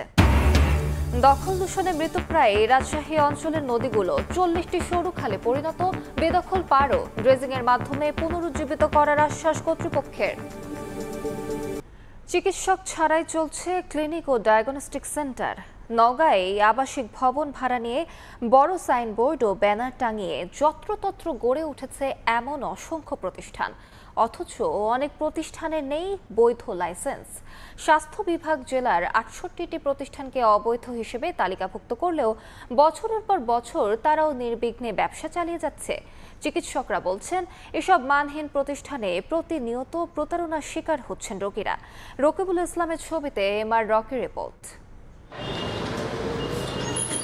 নওগাঁ শহরের দয়ালের মোড় এলাকায় রয়েছে কয়েক ডজন বেসরকারি ক্লিনিক ও ডায়াগনস্টিক সেন্টার। এমন সেবা কেন্দ্র ছড়িয়ে পড়েছে জেলার বিভিন্ন প্রান্তে, অধিকাংশই গড়ে উঠেছে আবাসিক ভবনে। দৃষ্টিনন্দন ব্যানার, অফারের ফাঁদ আর দালাল চক্রের মাধ্যমে রোগী টেনে এনে চালানো হচ্ছে মানহীন চিকিৎসা সেবা। অথচ এসব প্রতিষ্ঠানের বেশিরভাগেরই নেই লাইসেন্স, এমনকি চিকিৎসক ছাড়াই চলছে ক্লিনিকের কার্যক্রম। এ কারণে নিয়মিত প্রতারণার শিকার হচ্ছেন রোগীরা। সরকারি বিধিবিধান অনুযায়ী যে সকল সরঞ্জামাদি থাকতে হবে, যে স্পেস থাকতে হবে, যে অপারেশন থিয়েটার থাকতে হবে, এগুলো নেই।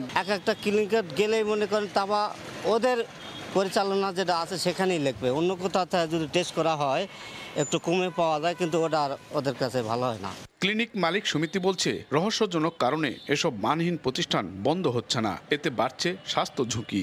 অনিবেদন করে এগুলো বন্ধ না করি তারা তো আসবেই। এই জায়গাগুলো বন্ধ হলে বাধ্য হয়ে তারা নিবন্ধিত জায়গায়, কোয়ালিফাইড জায়গায়, যোগ্য জায়গায় তারা আসবে এবং কোয়ালিটি সার্ভিস পাবে। যে ক্লিনিকে চিকিৎসক নাই সেই ক্লিনিকটাকে চিকিৎসক ক্লিনিক বলাই উচিত না।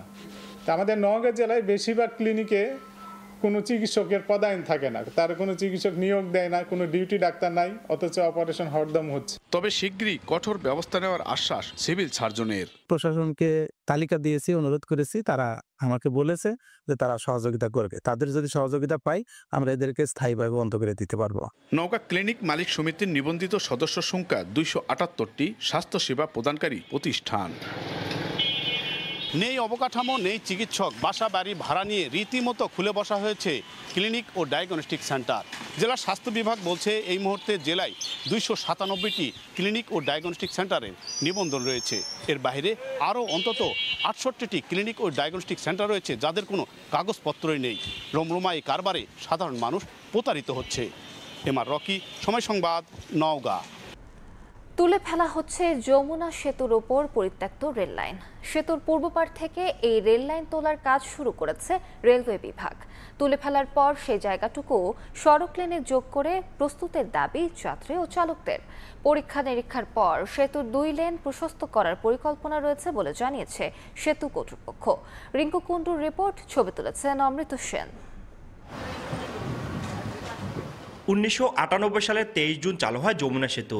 এর মধ্য দিয়ে উত্তরবঙ্গ ও দক্ষিণবঙ্গের সঙ্গে ঢাকার সড়ক যোগাযোগ স্থাপন হয়। প্রথমে সেতুতে রেলপথ না থাকলেও পরে 2004 সালে সেতুর উত্তর পাশে রেল লাইন তৈরি করে ট্রেন চলাচল শুরু হয়। শুরুতে ট্রেনের গতি বেশি থাকলেও 2006 সালে সেতুতে কিছু সমস্যা দেখা দিলে গতি কমে ঘন্টায় 20 কিলোমিটার করা হয়। এমন পরিস্থিতিতে যমুনা নদীর ওপর আলাদা রেল সেতু নির্মাণের উদ্যোগ নেয় রেল বিভাগ। চলতি বছরের 18 মার্চ নতুন রেল সেতু উদ্বোধনের পর থেকে ওই সেতু দিয়েই ট্রেন চলাচল করছে। ফলে যমুনা সেতুর ওপরের রেল লাইনটি পরিত্যক্ত হয়ে পড়ে। সম্প্রতি যমুনা সেতুর ওপর পরিত্যক্ত রেল লাইন তুলে ফেলার কার্যক্রম শুরু করেছে রেল কর্তৃপক্ষ। রেল লাইন অপসারণ হলে বাড়বে 3.5 মিটার জায়গা। এ পথের যাত্রী ও চালকরা বলছে জায়গাটুকু সেতুর সড়ক লেনের সঙ্গে যুক্ত করলে সেতুতে কমবে যানবাহনের চাপ। এই রেল লাইনটা উঠায় দিয়ে এখানে গাড়ির স্পেসটা মানুষ সেতু ভবনের সাথে অ্যাটাচ করে স্পেসটা বাড়বে। সেক্ষেত্রে যেমন দুর্ঘটনা কমবে, জনভোগান্তি কমবে। আমরা চাই যে এই কাজটি অতি দ্রুত সময়ের মধ্যে যেন বাস্তবায়ন করে। ভালোই সুবিধা হবে। তো গাড়ি ওভারটেকের সময় আপনি সম্ভব কিছু না হলে আপনি 8 আঙ্গুল 10 আঙ্গুল করে ফাঁক থাকবে, 1 হাত করে ফাঁক থাকবে। রাস্তা প্রশস্ত হয়, সেটা জনগণ সহ সবার জন্য উপকৃত হবে এবং ওই সেতুর উপরে যদি কোনো গাড়ি দুর্ঘটনা কবলিত হয় তাহলে রেকর্ড দিয়ে সেই গাড়িগুলো একটু দ্রুত সময়ে আমরা আমাদের হেফাজতে নিয়ে আমরা রাস্তা ক্লিয়ার করতে পারবো। পরীক্ষা নিরীক্ষার পর ফাঁকা হওয়া অংশটুকু সড়ক লেনে যোগের পরিকল্পনা রয়েছে বলে জানিয়েছে যমুনা সেতু কর্তৃপক্ষ।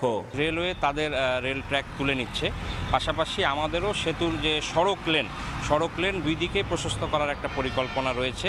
এ বিষয়ে আমাদের একটা টেকনিক্যাল স্টাডি হবে। এই স্টাডির পরে হয়তোবা আমরা প্রশস্তকরণের কাজ শুরু করব। নতুন অংশ যোগ করা হলে সেতুর সড়ক অংশের প্রতিটি লেনের প্রস্থ হবে 8 মিটার করে। যমুনা সেতুর পাশে নবনির্মিত রেল সেতু দিয়ে ট্রেন চলাচলের পর থেকে পরিত্যক্ত অবস্থায় পড়েছিল এই রেল ট্র্যাকটি। সেটি এখন উঠে নিচ্ছে রেল কর্তৃপক্ষ। যমুনা সেতু কর্তৃপক্ষ বলছে রেল ট্র্যাকের এই 3.5 মিটার অংশটি মূল সেতুর সাথে সংযুক্ত করা গেলে বর্ধিত হবে 2 পাশের 2টি লেনই। যমুনা সেতু থেকে রিঙ্কু কুন্ডু, সময় সংবাদ। 1.5 বছরের কাজ শেষ হয়নি 5 বছরেও এখনো চলছে রাজশাহীর কাটাখালী, বাঘা ও তাহিরপুর পৌরসভার বিশুদ্ধ পানি সরবরাহ প্রকল্পের কাজ। অথচ এরই মধ্যে বরাদ্দের বেশিরভাগ বিল তুলে নিয়েছে ঠিকাদারি প্রতিষ্ঠানগুলো। এলাকাবাসীর অভিযোগ, মানহীন পণ্য দিয়ে কাজ চলছে যেন তেনভাবে। হাবিবুর রহমান পাপ্পুর ছবিতে মওদুদ রানার রিপোর্ট। 5 বছর আগে শুরু হয় রাজশাহীর কাটাখালী, বাঘা ও তাহিরপুর পৌরসভা এলাকায় বিশুদ্ধ পানি সরবরাহ প্রকল্পের কাজ। প্রকল্পের মেয়াদ 1.5 বছর থাকলেও কাজ এখনো চলমান। প্রকল্প অনুযায়ী গভীর নলকূপ দিয়ে ভূগর্ভস্থ পানি উত্তোলনের পর তা ট্যাঙ্কে মজুত করা হবে। এরপর তা পাইপলাইনের মাধ্যমে পৌরসভার বাসিন্দাদের ঘরে ঘরে পৌঁছে দেওয়া হবে। এজন্য 2020 সালে ঠিকাদার নিয়োগ করে জনস্বাস্থ্য প্রকৌশল অধিদপ্তর। তবে শুরু থেকেই প্রকল্পের কাজ চলছে ধীর গতিতে। তাহিরপুর পৌরসভায় ওভারহেড পানির ট্যাঙ্কের কাজ শেষ হলেও বাঘা ও কাটাখালীতে কাজ এখনো চলমান। অনেকদিন আগে এই কাজটা শেষ হওয়ার কথা ছিল, কিন্তু আমরা সরজমিনে দেখছি এই কাজটা খুবই ধীর গতিতে আগাচ্ছে। বৃষ্টিটা হলে ধরো রাস্তাতে পানি জমে যাচ্ছে, ড্রেন পাচ্ছে না, ড্রেনে পানি নামতে পারছে না, ওই মানুষের ভোগান্তি সৃষ্টি হচ্ছে। পানি সরবরাহের সঞ্চালন লাইনের কাজও খুব বেশি হয়নি। বাঘা ও কাটাখালীতে বেশিরভাগ বাড়িতে দেয়া হয়নি পাইপলাইনের সংযোগ। গ্রাহকদের অভিযোগ যেন তেরোভাবে নিম্নমানের উপকরণ দিয়ে হচ্ছে দায়সারা কাজ। যে প্রেসারে আসবে হয়তো এখানে আমাদের যত ডিপের নিকটেই প্রেসার আসলে হয়তো এটা বা লিক করবে অথবা ফাটে যাবে, এরকম আমার ধারণা হয়। ৬-৭ মাসের মতো হচ্ছে, এখনই এই অবস্থা, থাকছেই না। প্রকল্পের সার্বিক অগ্রগতি ৭০%, যদিও এরই মধ্যে ঠিকাদারি প্রতিষ্ঠানগুলো বেশিরভাগ বিলই তুলে নিয়েছে। জনস্বাস্থ্য প্রকৌশল অধিদপ্তর বলছে, করোনা মহামারী, পৌরসভার গাফিলতি এবং আওয়ামী সরকার পতনের পর মেয়র ও কাউন্সিলরদের অপসারণের কারণে কাজ দেরি হচ্ছে। এই ঠিকাদার কিছুদিন ইনারকে আমরা ট্রেস করতে পারিনি বেশ কিছুদিন। যেটা পাইপলাইনের যে বিষয়টা বললেন, 5ই আগস্ট বেশ কয়েকটা দিন আগে উনি আবার ব্যাক করছেন, ওনাকে পাওয়া গেছে, উনি কাজ শুরু করবে রিসেন্ট, এবং আমার জানা মতে কিছু কাজ উনি করছেও। আমার কাছে লিখিত অভিযোগ আসেনি। যদি ওনারা কোয়ালিটি সেরকম করে, আমি কাজ স্টপ করে চেঞ্জ করার অর্ডার আমি দিয়ে দিচ্ছি। 3টি প্রকল্পে ব্যয় ধরা হয়েছে প্রায় 50 কোটি টাকা। সময় সংবাদ, রাজশাহী। 150 বছরের পুরানো বগুড়া পৌরসভায় এখনো তৈরি হয়নি আধুনিক ডাম্পিং স্টেশন। শহর থেকে সংগ্রহ করা ময়লা ফেলা হয় সড়কের পাশেই। এতে পরিবেশ নষ্টের পাশাপাশি দূষিত হচ্ছে করতোয়া নদীর পানি। শাহাদুল ইসলামের ক্যামেরায় আব্দুল্লাহ আলের রিপোর্ট। খোদ পৌরসভার কর্মীরাই বাসাবাড়িয়ার হোটেল রেস্তোরাঁ থেকে সংগ্রহ করা বর্জ্য বগুড়া শহরের মূল সড়কের পাশে ফেলে দিচ্ছে। এতে পুরো শহর যেন রূপ নিয়েছে ময়লার ভাগাড়ে। বর্জ্য ব্যবস্থাপনা দেখাশোনা করে পৌরসভার কনজারভেন্সি শাখা। এই শাখার সূত্র বলছে, বগুড়া পৌরসভায় মহল্লা ভিত্তিক 172টি ভ্যানের মাধ্যমে প্রতিদিন প্রায় 300 মেট্রিক টন ময়লা সংগ্রহ করা হয়। বর্জ্য ব্যবস্থাপনার জন্য জয়পুরপাড়া ও এরুলিয়াতে 2টি ডাম্পিং স্টেশন করা হলেও দীর্ঘদিন ধরে বন্ধ। এতে বাধ্য হয়ে পরিচ্ছন্নতা কর্মীরা শহরের সব ময়লা বাঘপাড়ায় করতোয়া নদীর পাশে ফেলে রাখেন। খোলামেলা স্থানে ময়লা ফেলায় পরিবেশ নষ্টের পাশাপাশি দূষিত হচ্ছে করতোয়া নদীর পানি।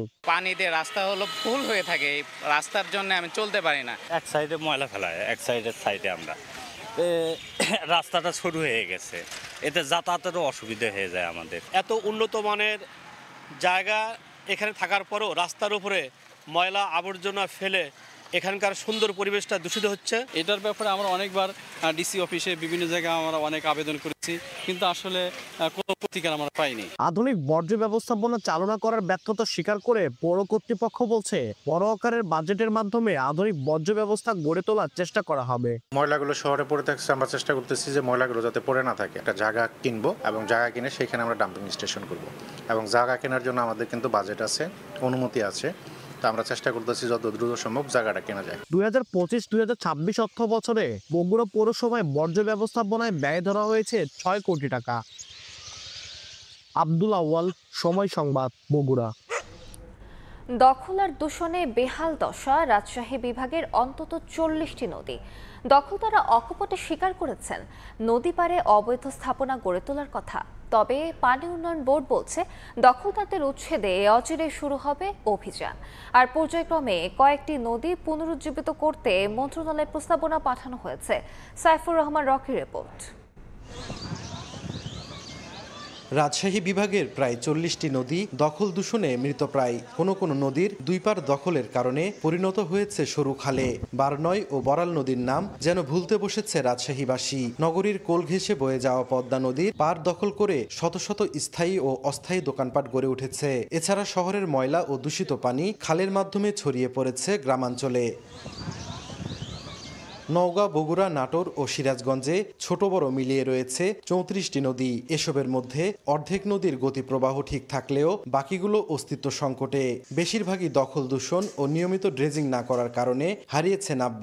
কলকারখানার বর্জ্যে দূষিত হচ্ছে ভদ্রাবতী, ভাদাই, নন্দকুজা ও নারদ নদীর পানি। দূষিত পানি সব নামছে, কোম্পানির এই সেই আবর্জনা পানি। কলকারখানা করার কারণে ওই পানির লাইনগুলো এই নদীর সাথে দেওয়ার কারণে পানিগুলো দূষিত হয়ে গেছে। নদী তো নাই, জায়গা নদী নাই, দখল যার যে সীমানা চাই দখল করে নিয়েছে। অবশ্য নদী পারে অবৈধভাবে স্থাপনা গড়ে তোলার কথা স্বীকার করেছেন দখলদাররা। কর্ম করে খাই, তা আমরা বেকার ছেলে কোথায় যাব? কোনো পথ নাই, ওর জন্য করে খাচ্ছি। এজন্য সরকারের অবহেলা ও অপরিকল্পিত প্রকল্প গ্রহণকে দায়ী করেছেন বিশেষজ্ঞরা। এক বর্ষা আসলে পরেই যেটুকু খনন করেছে ওই মাটি এসে আবারও তার তলদেশে ভরাট হয়ে গেছে। তো এটা তো কোনো সরকারি জনগণের পয়সা সেটা বিনষ্ট হয়েছে। পানি উন্নয়ন বোর্ড বলছে শীঘ্রই অবৈধ স্থাপনা উচ্ছেদের পাশাপাশি মৃতপ্রায় বিভিন্ন নদী ড্রেজিংয়ের মাধ্যমে পুনরুজ্জীবিত করতে কাজ শুরু হবে। যে নদীগুলো আপনার পুনরুজ্জীবিত করা প্রয়োজন, দখল মুক্ত করা প্রয়োজন, সেগুলো আমরা পর্যায়ক্রমে করবো ইনশাআল্লাহ। আমরা নদীগুলো খনন করব। নদীগুলো খনন করতে পারলে আমাদের বর্ষাকালে শুধু পানি না, আমাদের শুষ্ক মৌসুমে পর্যাপ্ত পরিমাণে পানি থাকবে। নদী দখল এবং দূষণমুক্তকরণের লক্ষ্যে আমরা একটি প্রকল্প সাবমিট করেছি, যেটি বর্তমানে পানি সম্পদ মন্ত্রণালয়ে রয়েছে। পানি উন্নয়ন বোর্ডের তথ্য মতে রাজশাহী বিভাগের 4 জেলায় 6টি নদীর অস্তিত্ব ফিরিয়ে আনতে প্রায় 1200 কোটি টাকা ব্যয়ে একটি প্রকল্প মন্ত্রণালয়ে পাঠানো হয়েছে। সাইফুর রহমান রকি, সময় সংবাদ, রাজশাহী। জয়পুরহাটে হাট বাজারগুলোতে সরকার নির্ধারিত তালিকা চেয়ে কয়েক গুণ বেশি খাজনা আদায়ের অভিযোগ উঠেছে ইজারাদারদের বিরুদ্ধে। অনিয়ম চলে আসলেও তদারকি নেই প্রশাসনের। প্রতিটি হাট বাজারে সরকার নির্ধারিত খাজনার তালিকায় টাঙানোর দাবি ক্রেতা বিক্রেতাদের। বিস্তারিত শাহেদুল ইসলাম সবুজের প্রতিবেদনে। জয়পুরহাট পৌর শহরের আদর্শপাড়ার বাসিন্দা বিপ্লব হোসেন বেশ কয়েক বছর ধরে নতুন হাটে কবুতর বেচা কেনা করে থাকেন। তার জানা মতে এক ঝুড়ি হাঁস মুরগি কিংবা কবুতরের সরকারি খাজনা 15 টাকা হলেও ইজারাদাররা তার কাছ থেকে নেয় 70 থেকে 80 টাকা। একই হাটে ছোট ভাতের হোটেলগুলো থেকে 30 টাকার পরিবর্তে 80 টাকা খাজনা আদায় করা হচ্ছে। শুধু নতুন হাটে নয়, খেতলাল উপজেলার হোপের হাটে আড়ত সহ প্রতিটি মাছের দোকানে 20 টাকা হারে সরকার নির্ধারিত খাজনা তালিকা থাকলেও আদায় করা হচ্ছে 100 টাকা করে। বিগত দিনে জমার হার অনেক কম ছিল, তো ইদানিং আসে একটু জমার হার বেশি হয়ে গেছে। খাজনা কম ছিল, 10 টাকা ছিল, এখন হারের ডাক বেশি, এখন 80 টাকা নেয়। বাজারে খাজনাটা যে একটু কমাতে পারতো, আমরা একটু বাঁচতে পারতাম। তবে খাজনা আদায়কারী প্রতিনিধিদের উপর দায় চাপিয়ে ইজারাদাররা বলছেন সরকার নির্ধারিত মূল্যেই খাজনা আদায় করেন তারা। আমরা নির্ধারিত মূল্যেই খাজনা আদায় করছি। আমাদের জানা মতে কেউ বেশি নেয়ার কোনো সুযোগ নাই। বর্তমান সরকার যেভাবে বলতেছে যে হাটের বেশি আদায় করা হবে না, সেই হিসাবে আমার লোকেরা খাজনা বেশি আদায় করেনি। এদিকে সরকারি মূল্যের চেয়ে বেশি খাজনা আদায় করলে ইজারাদারদের বিরুদ্ধে ব্যবস্থা নেওয়ার আশ্বাস জেলা প্রশাসনের। সরকার কর্তৃক নির্ধারিত যে টোল, সেই টোল একটা টোল চার্ট প্রত্যেকটা হাটেই টাঙানোর নির্দেশনা রয়েছে। যদি এই টোল চার্টও তাদেরকে টাঙানো না, কোনো ইজারাদার যদি না টাঙাইয়ে থাকে, তাহলে ওইটাও আমরা তাদের বিরুদ্ধে প্রয়োজনীয় ব্যবস্থা গ্রহণ করব। জয়পুরহাটে 1432 বঙ্গাব্দে 58টি হাটে 19,70,80,696 টাকায় ইজারা হয়েছে। এছাড়াও 15টি হাটে খাস আদায়ের জন্য বন্দোবস্ত হয়েছে। শাহিদুল ইসলাম সবুজ, সময় সংবাদ, জয়পুরহাট। নওগাঁর আড়তে বেড়েছে আমের সরবরাহ, বিপরীতে পড়ে গেছে দাম। এ অবস্থায় আমের ভালো দাম পেতে নওগাঁয় আমকেন্দ্রিক শিল্প প্রতিষ্ঠান গড়ে তোলার দাবি বাগান মালিকদের। সঠিক বাজার মূল্য নিশ্চিতে কাজ করা হচ্ছে বলে জানিয়েছে জেলা প্রশাসন। এমআর রকের রিপোর্ট, ছবি তুলেছেন রকিবুল ইসলাম। বাগান থেকে ক্যারেটে ভরে হাটে আম আনছেন চাষিরা। বেশ কিছুদিন ধরে নওগাঁর সাপাহারের হাটে বেড়েছে আমের সরবরাহ। আম কিনতে ভিড় বেড়েছে দূরের ব্যাপারীদের। হাটে ভালো মানের প্রতিমন ল্যাংড়া 1600 টাকা, হিমসাগর 1500 টাকা, 2800 থেকে 3000 টাকায় 1 মন আম্রপলি, আর 1300 থেকে 1400 টাকা মন দরে বিক্রি হচ্ছে হাঁড়ি ভাঙ্গা। বাগান মালিকরা বলছেন এবার তাদের খরচ বাড়লেও কমেছে দাম। সাপাহারে প্রচুর আমের আমদানি। গত 5 বছর আম চাষ করে আছি, কিন্তু এই বছরের মতো আম চাষ করে বিপদে পড়ছে আমরা কৃষকেরা। আমের বাজার যেগুলো 4000 ছিল, ওই আম 2800-2500 করে দিতে হচ্ছে, আমাদের অনেক লোকসান। যে আমটা দাম ছিল মনে করেন 3500 টাকা, সে আমটা মনে করেন এখন 2000 টাকা, 2100 টাকা। আমের টেকসই বাজার নিশ্চিত করতে এই অঞ্চলে আমকেন্দ্রিক শিল্প প্রতিষ্ঠান গড়ে তোলার দাবি ব্যবসায়ী নেতাদের। এখানে ইপিজেটের একটা যে বিষয়গুলো আছে, সেখানে যদি আমাদের এখানে ওই জুসের উৎপাদনের বিষয়টাকে যদি একটু ট্রেনিংয়ের মাধ্যমে দেওয়া হতো, তাহলে আমাদের এখানে এই আপৎকালীন সময়গুলো আর আসতো না, আমের সুষ্ঠু ব্যবহার হতো। বাজার মূল্য নিশ্চিতে পদক্ষেপ নেওয়া হচ্ছে বলে জানান জেলা প্রশাসক। আমাদের অঞ্চলের যে চাষি আছে, আম চাষি এবং উদ্যোক্তা, তাদেরকে আমরা প্রশিক্ষণের ব্যবস্থা করব। আমরা আশা করি এটা যদি আমরা সফলভাবে শেষ করতে পারি, তাহলে নিশ্চিতভাবে আমাদের এই অঞ্চলের যে ফলের যে একটা ব্র্যান্ডিংয়ের কথা আমরা চিন্তা করছি, সেটি আমাদের বাংলাদেশে ছড়িয়ে যাবে, আস্তে আস্তে এটা বিদেশেও ছড়িয়ে যাবে। বাগান মালিকদের দাবি, চলতি বছর 500 মেট্রিক টন আম রপ্তানির ক্রয়াদেশ পেয়েছেন তারা। আম্রপলি, নাগফজলি, বাড়িফোর, ব্যানানা, ক্যাটিমন এমন অন্তত 23 পদে আমে ভরপুর সাপাহারের এই হাট। স্থানীয় কৃষি বিভাগ বলছে চলতি মৌসুমে 3,90,000 মেট্রিক টন আম উৎপাদনের লক্ষ্যমাত্রা ধরা হয়েছে, যার বাজার মূল্য প্রায় 4,000 কোটি টাকা। নওগাঁ সাপাহার আমের হাট থেকে এমআর রকি, সময় সংবাদ।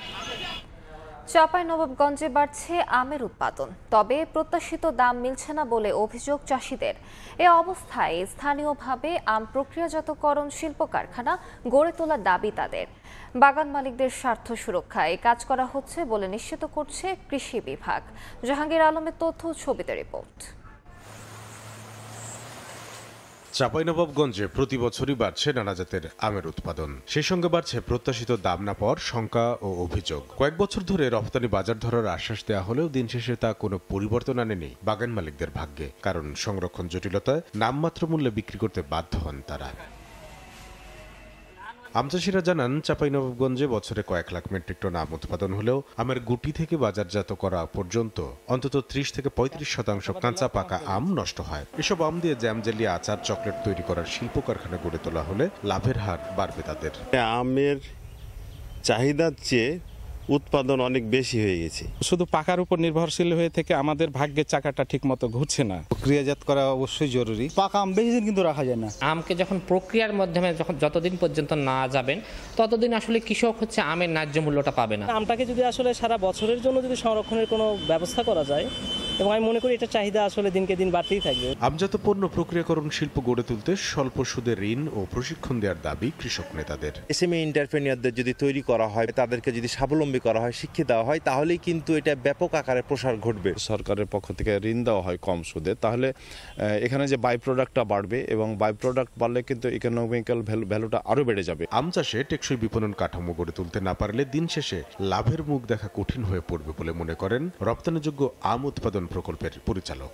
আগামী বছর ছোট দুইটা প্ল্যান আমরা এই চাঁপাইনবাবগঞ্জে আমরা তৈরি করে দিতে পারবো বলে আমরা আশা করছি। শুধুমাত্র এই পাকা আম বা রপ্তানি করেই আসলে যে আমটাকে একটা বাণিজ্যিক পর্যায়ে নেওয়া যাবে সেটা না। এটাকে যদি আমরা প্রসেসিংয়ের মাধ্যমে, প্রক্রিয়াজাতকরণের মাধ্যমে যদি আমরা দেশে এবং দেশের বাইরে যদি রপ্তানি করতে পারি, তাহলে শুধুমাত্র আমাদের এই আমটাকে আরও বাণিজ্যিক আকারে আমরা এটা নিতে পারবো। চলতি মৌসুমে চাঁপাইনবাবগঞ্জে 37,504 হেক্টর জমিতে আম উৎপাদনের লক্ষ্যমাত্রা নির্ধারণ করা হয়েছে 3,86,000 মেট্রিক টন।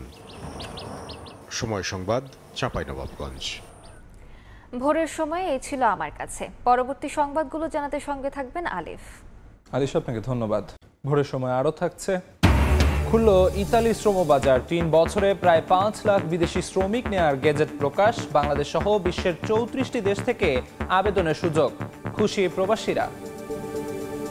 আমদানি করা প্রসাধনী সামগ্রীর ওপর থেকে অতিরিক্ত শুল্ক প্রত্যাহার না করলে আগামী 7ই জুলাই এনবিআর ঘেরাওয়ের হুঁশিয়ারি দিয়েছে কসমেটিক্স ও টয়লেট্রিজ আমদানিকারকরা। মঙ্গলবার সকালে জাতীয় প্রেস ক্লাবের সামনে নতুন বাজেটে প্রসাধনী সামগ্রীর ওপর 150% পর্যন্ত শুল্ক বৃদ্ধির প্রতিবাদে আয়োজিত মানববন্ধনে ব্যবসায়ীরা বলেন, আন্তর্জাতিক বাজারে lip care, face cream, powder সহ বিভিন্ন প্রসাধনী সামগ্রীর দাম কম হলেও শুল্ক বৃদ্ধির কারণে দেশের বাজারে বেড়েছে দাম। এতে বাজারে বাড়ছে অবৈধ পথে আসা প্রসাধনী সরবরাহ। এতে হাজার হাজার কোটি টাকার রাজস্ব হারানোর শঙ্কাও করছেন ব্যবসায়ীরা।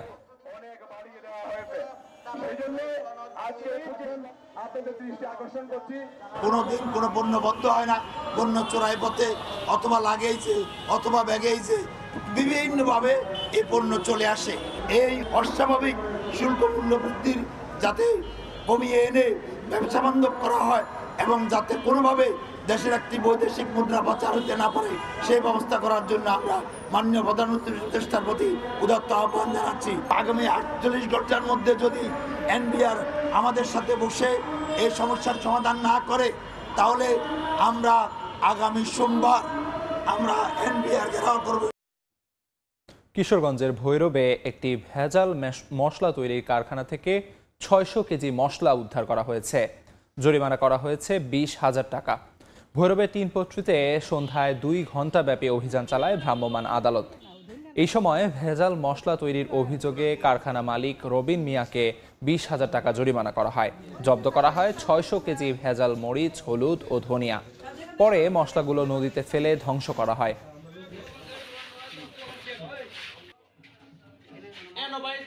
ভোলা থেকে সিলিন্ডারে করে গ্যাস নেওয়ার সময় ইন্ট্রাকো রিফুয়েলিং কোম্পানির গ্যাস বোঝাই 12টি গাড়ি আটকে দিয়েছে আন্দোলনকারী ছাত্র জনতা। মঙ্গলবার রাতে গ্যাস ঢাকা নেয়ার পথে ছাত্র জনতার বাধার মুখে পড়ে ইন্ট্রাকো রিফুয়েলিং কোম্পানির গ্যাস বোঝাই 12টি গাড়ি। এ সময় ঢাকাগামী 7টি গাড়ি সরকারি স্কুল মাঠে ও 5টি গাড়ি ইলিশা সড়কে আটকে রাখে আন্দোলনকারীরা। দাবি না মানা পর্যন্ত গ্যাস সরবরাহ করতে দেওয়া হবে না বলেও ঘোষণা দেন তারা। ভোলার ঘরে ঘরে গ্যাস সংযোগ দেয়া, গ্যাস ভিত্তিক শিল্প কারখানা স্থাপন সহ 5 দফা দাবিতে দীর্ঘদিন ধরে আন্দোলন করছে আমরা ভোলাবাসীর ব্যানারে ছাত্র জনতা। নোয়াখালী বিএডিসি কার্যালয়ে অনিয়মের প্রমাণ পেয়েছে দুদক। মঙ্গলবার দুপুরে দুদকের উপসহকারী পরিচালক চিন্ময় চক্রবর্তীর নেতৃত্বে একটি প্রতিনিধি দল বিএডিসি কার্যালয়ে অভিযান চালায়। এ সময় প্রতিষ্ঠানটির উপপরিচালক নুরুল আলমের বিরুদ্ধে আপন ভাইকে ঠিকাদার বানিয়ে মালামাল সরবরাহ না করা, মৃত প্রবাসী ও অন্যত্র কর্মরতদের শ্রমিক দেখিয়ে মজুরি উত্তোলন, প্রশিক্ষণের আয়োজন না করেই প্রশিক্ষণ ভাতা আত্মসাৎ সহ নানা ধরনের অভিযোগের প্রমাণ পায় দুদক।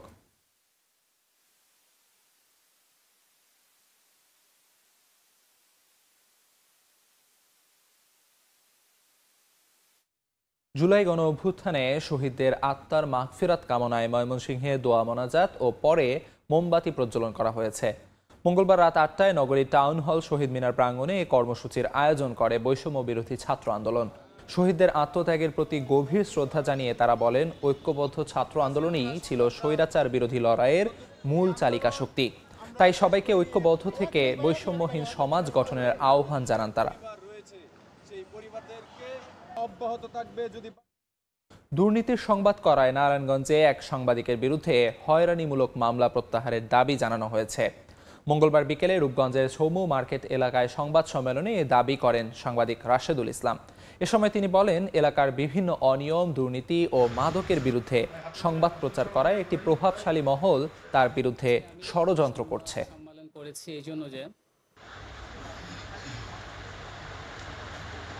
গত মাসে আমাকে যুক্তরাষ্ট্রের বৈদেশিক সহায়তা কার্যক্রম স্থগিতের কারণে আগামী 5 বছরে বিশ্বজুড়ে প্রাণহানি হতে পারে 1,40,00,000-এর বেশি, যার 1/3 শিশু। বিশ্বখ্যাত চিকিৎসা সাময়িকী ল্যান্সেটের এক গবেষণা প্রতিবেদনে এই দাবি করা হয়েছে।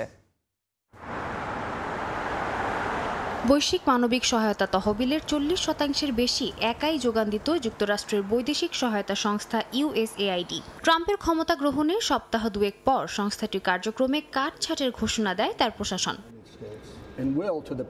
বিশ্বখ্যাত চিকিৎসা সাময়িকী ল্যান্সেটের এক গবেষণা প্রতিবেদন বলছে, সহায়তা তহবিলের এই কাটছাঁট অনেক নিম্ন ও মধ্যম আয়ের দেশের ক্ষেত্রে ভয়াবহ পরিণতি বয়ে আনতে পারে। এতে করে ঝুঁকিতে থাকা জনগোষ্ঠীর স্বাস্থ্য সেবার বিষয়ে 2 দশকের অগ্রগতি থমকে যেতে পারে বলেও জানা গেছে। ফলে যে ধাক্কা আসবে সেটাকে বিশ্বব্যাপী মহামারী বা বড় ধরনের সশস্ত্র সংঘাতের সঙ্গে তুলনা করা যেতে পারে।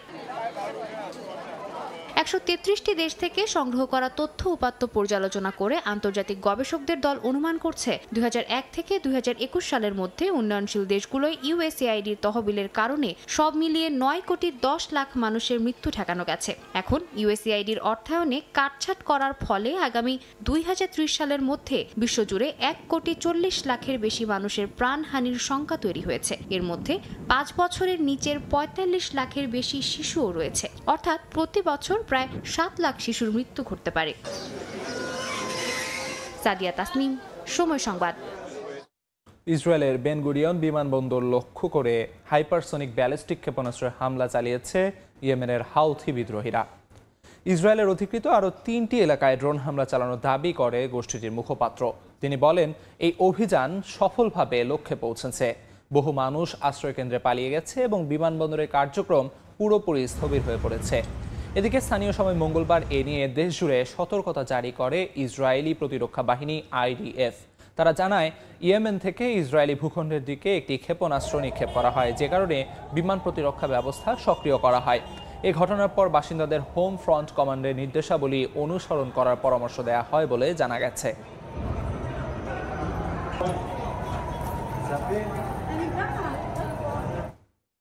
দীর্ঘ নাটকীয়তার পর অবশেষে মার্কিন সিনেটে পাশ হয়েছে ডোনাল্ড ট্রাম্পের বিগ বিউটিফুল বিল। স্থানীয় সময় মঙ্গলবার 100 সদস্যের সিনেটে অর্ধেক ভোটে বিলটি টাই হলে vice president JD Vance vote দিয়ে বিলটি পাশ করেন। ট্রাম্পের প্রস্তাবিত বিলটির মাধ্যমে সামাজিক নিরাপত্তা খাতে বাজেট কমানোর পরিকল্পনা করা হয়েছে। এতে প্রায় 2 কোটি মানুষ স্বাস্থ্যসেবা হারাতে পারেন বলে আশঙ্কা করছেন ডেমোক্র্যাটরা। যুক্তরাষ্ট্র থেকে হাসানুজ্জামান সাকির রিপোর্ট। স্বপ্নের আমেরিকা ফিরিয়ে আনতে মার্কিন president Donald Trump big beautiful bill নামে একটি প্রস্তাবনা কংগ্রেসে পেশ করেছেন। ট্রাম্প মনে করেন এই বিলটির মাধ্যমে সীমান্ত সুরক্ষা হবে, যুক্তরাষ্ট্রে সত্যিকারে সুদিন ফিরে আসবে। তবে বিলটি নিয়ে প্রেসিডেন্টের নিজ দল রিপাবলিকান পার্টির মধ্যেই বিভক্তি রয়েছে। ডেমোক্রেটরাও শুরু থেকেই এই বিলের বিরোধিতা করে আসছেন। এমনকি ট্রাম্পের ঘনিষ্ঠ ইলন মাস্ক পর্যন্ত বলেছেন বিলটি পাশ হলে তিনি নতুন রাজনৈতিক দল গড়ার উদ্যোগ নেবেন।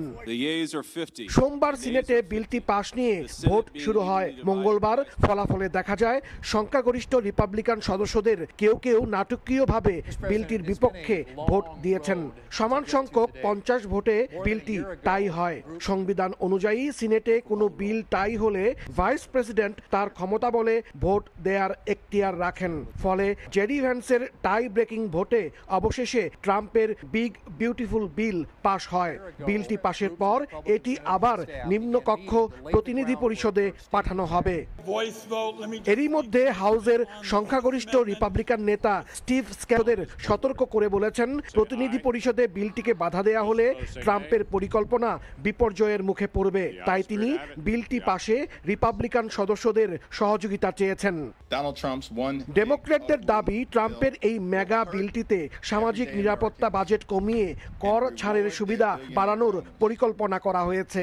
এতে বয়স্ক ভাতা ও তাদের বিভিন্ন সুবিধা বন্ধ হওয়া ছাড়াও যুক্তরাষ্ট্রের প্রায় 2 কোটি মানুষ স্বাস্থ্যসেবা হারাবেন। বিলটি দরিদ্র জনগণের কল্যাণমূলক কর্মসূচিতেও বড় ধরনের কাটছাঁট আনবে।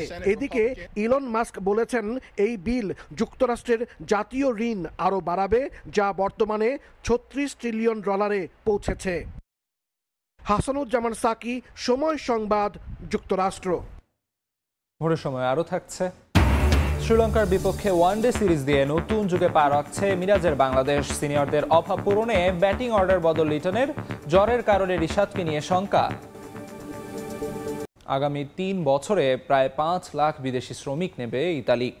বাংলাদেশ সহ বিশ্বের 34টি দেশ থেকে 2026 থেকে 2028 সালে স্থায়ী ও অস্থায়ী পদ্ধতিতে শ্রমিক নেয়ার রোডম্যাপের গেজেট প্রকাশ করেছে দেশটির সরকার। এতে খুশি প্রবাসী বাংলাদেশিরা। মাকসুদ রহমানের তথ্য ও চিত্র রিপোর্ট। শিল্প সমৃদ্ধ প্রাচীন সভ্যতার দেশ ইতালি। দেশটির কৃষি, শিল্প ও পর্যটন ক্ষেত্রে প্রতি বছর প্রয়োজন হয় লাখ লাখ নতুন শ্রমিক। এদের একটি বিশাল অংশ নেওয়া হয় বিদেশ থেকে। 2026 থেকে 2028 সাল এই 3 বছরে বিশ্বের বিভিন্ন দেশ থেকে 4,97,550 জন শ্রমিক নেওয়ার ঘোষণা দেয় ইতালীয় সরকার। এই প্রক্রিয়ায় 2026 সালে 1,64,850 জন শ্রমিকের কোটা নির্ধারণ করে দেশটির সরকার। আগামী বছর 12 জানুয়ারি কৃষি, 9 ফেব্রুয়ারি পর্যটন, 16 ফেব্রুয়ারি স্থায়ী ও স্বকর্মসংস্থান, 18 ফেব্রুয়ারি দক্ষ ও উচ্চমান অভিজ্ঞতা সম্পন্ন শ্রমিকদের আবেদন গ্রহণ করা হবে বলে জানা গেছে। তথ্য মতে এই বছরও 4 ক্যাটাগরিতেই অনেক বাংলাদেশি আবেদন করার সুযোগ পাবেন এবং অনেকে জয়ী হবেন বলে আশা করা হচ্ছে। ইতালি সরকারের এমন উদ্যোগে খুশি প্রবাসী বাংলাদেশিরা। আমি মনে করি নতুন করে যারা আসতেছেন বা আসবেন তারা সতর্কতা অবলম্বন করবেন এবং লেনদেনের ক্ষেত্রে সাবধানতা অবলম্বন করবেন। উন্নত জীবনের প্রত্যাশায় গত কয়েক বছরে স্পন্সর ভিসার মাধ্যমে অসংখ্য বাংলাদেশি আবেদন করেছিলেন ইতালিতে। সামান্য কিছু সংখ্যক অভিবাসন প্রত্যাশী সফলতা অর্জন করতে পারলেও অধিকাংশই ভোগান্তির শিকার হয়েছেন। তাই সামনের বছর আবেদনকারীদেরকে সতর্কতা অবলম্বনের পরামর্শ দিয়েছেন সংশ্লিষ্টরা। মৌসুমী সাথী, সময় সংবাদ। তীব্র গরমে পুড়ছে ইউরোপের বিভিন্ন দেশ। নিরাপত্তার স্বার্থে ফ্রান্সে বন্ধ ঘোষণা করা হয়েছে 1300 স্কুল, জারি করা হয়েছে সর্বোচ্চ সতর্কতা। বৃহস্পতিবার পর্যন্ত বন্ধ রাখা হয়েছে আইফেল টাওয়ার। স্থানীয় বাসিন্দা ও পর্যটকদের জন্য স্পেনের বার্সেলোনা লাইব্রেরিগুলোতে বিনামূল্যে বিতরণ করা হচ্ছে পানি। এদিকে হিটস্ট্রোক এড়াতে বেশি বেশি পানি পান করার আহ্বান জানিয়েছে জার্মান সরকার। অন্যদিকে চলতি বছরের সর্বোচ্চ তাপমাত্রা রেকর্ড হয়েছে যুক্তরাজ্যেও। রাস্তার ধারের এই ঝর্ণার পানিতেই কিছুটা প্রশান্তি খোঁজার চেষ্টা করছে শিশুরা, যোগ দিয়েছে বোবা প্রাণীটাও। তীব্র গরমে নাজেহাল এই চিত্রটি ইতালির উত্তরাঞ্চলীয় শহর তুরিনের। দাবদাহের হাত থেকে রক্ষা পেতে ছোট পাখা ও পানির বোতল হাতে রাস্তায় নামছেন বাসিন্দারা। আমি আশা করছি কর্তৃপক্ষ বুঝতে পারছে যে শহরটা নতুন করে সাজানো উচিত। পাবলিক পার্ক, ঝর্ণা, গাছ এগুলোই একমাত্র বাস্তব সমাধান। গরমের একই চিত্র ফ্রান্সের রাজধানী প্যারিসেও। স্থানীয় সময় মঙ্গলবার 40 ডিগ্রির ঘরে পৌঁছায় তাপমাত্রা। এরই মধ্যে জারি করা হয়েছে সর্বোচ্চ সতর্কতা। বন্ধ রয়েছে 1000-এর বেশি শিক্ষা প্রতিষ্ঠান। বৃহস্পতিবার পর্যন্ত বন্ধ ঘোষণা করা হয়েছে আইফেল টাওয়ার। পাশাপাশি দেশটির উত্তরাঞ্চলের বাসিন্দাদের গরম কমাতে কৃত্রিম উপায়ে ছিটানো হচ্ছে পানি। তীব্র দাবদাহে পড়ছে ইউরোপের আরেক দেশ স্পেন। মাথার উপর আগুন ঝরা রোদের মধ্যে কাজ করতে হিমশিম খাচ্ছেন বার্সেলোনার শ্রমিকরা। এদিকে স্থানীয় বাসিন্দা ও পর্যটকদের জন্য শহরটির লাইব্রেরিগুলোকে জলবায়ু আশ্রয়স্থল হিসেবে ব্যবহারের আহ্বান জানিয়েছে স্থানীয় কর্তৃপক্ষ। স্থানীয় সময় মঙ্গলবার 37 ডিগ্রির ঘরে পৌঁছায় জার্মানির কোলন শহরের তাপমাত্রা। বুধবার দেশটির বেশ কিছু অংশের তাপমাত্রা 40 ডিগ্রি সেলসিয়াস পর্যন্ত পৌঁছাতে পারে বলে পূর্বাভাস দিয়েছে আবহাওয়া বিভাগ। অন্যদিকে স্থানীয় সময় মঙ্গলবার যুক্তরাজ্যের সর্বোচ্চ তাপমাত্রা রেকর্ড হয়েছে। সংবাদ মাধ্যম বিবিসি জানিয়েছে দক্ষিণ পূর্ব ইংল্যান্ডের এসেক্সে 33.9 ডিগ্রি সেলসিয়াস তাপমাত্রা রেকর্ড করা হয়, যা এবছরের মধ্যে সর্বোচ্চ। তবে এই রেকর্ডটি ভেঙে যেতে পারে বলেও শঙ্কা প্রকাশ করেছেন সংশ্লিষ্টরা। মৌসুমী সাথী, সময় সংবাদ। বেতন ভাতা বৃদ্ধির দাবিতে যুক্তরাষ্ট্রের ফিলাডেলফিয়া শহরে বিক্ষোভ করেছেন শ্রমজীবীরা। তাদের অভিযোগ, শহরটিতে বসবাসের খরচ বাড়লেও নেই আয়ের সঙ্গে সামঞ্জস্যতা।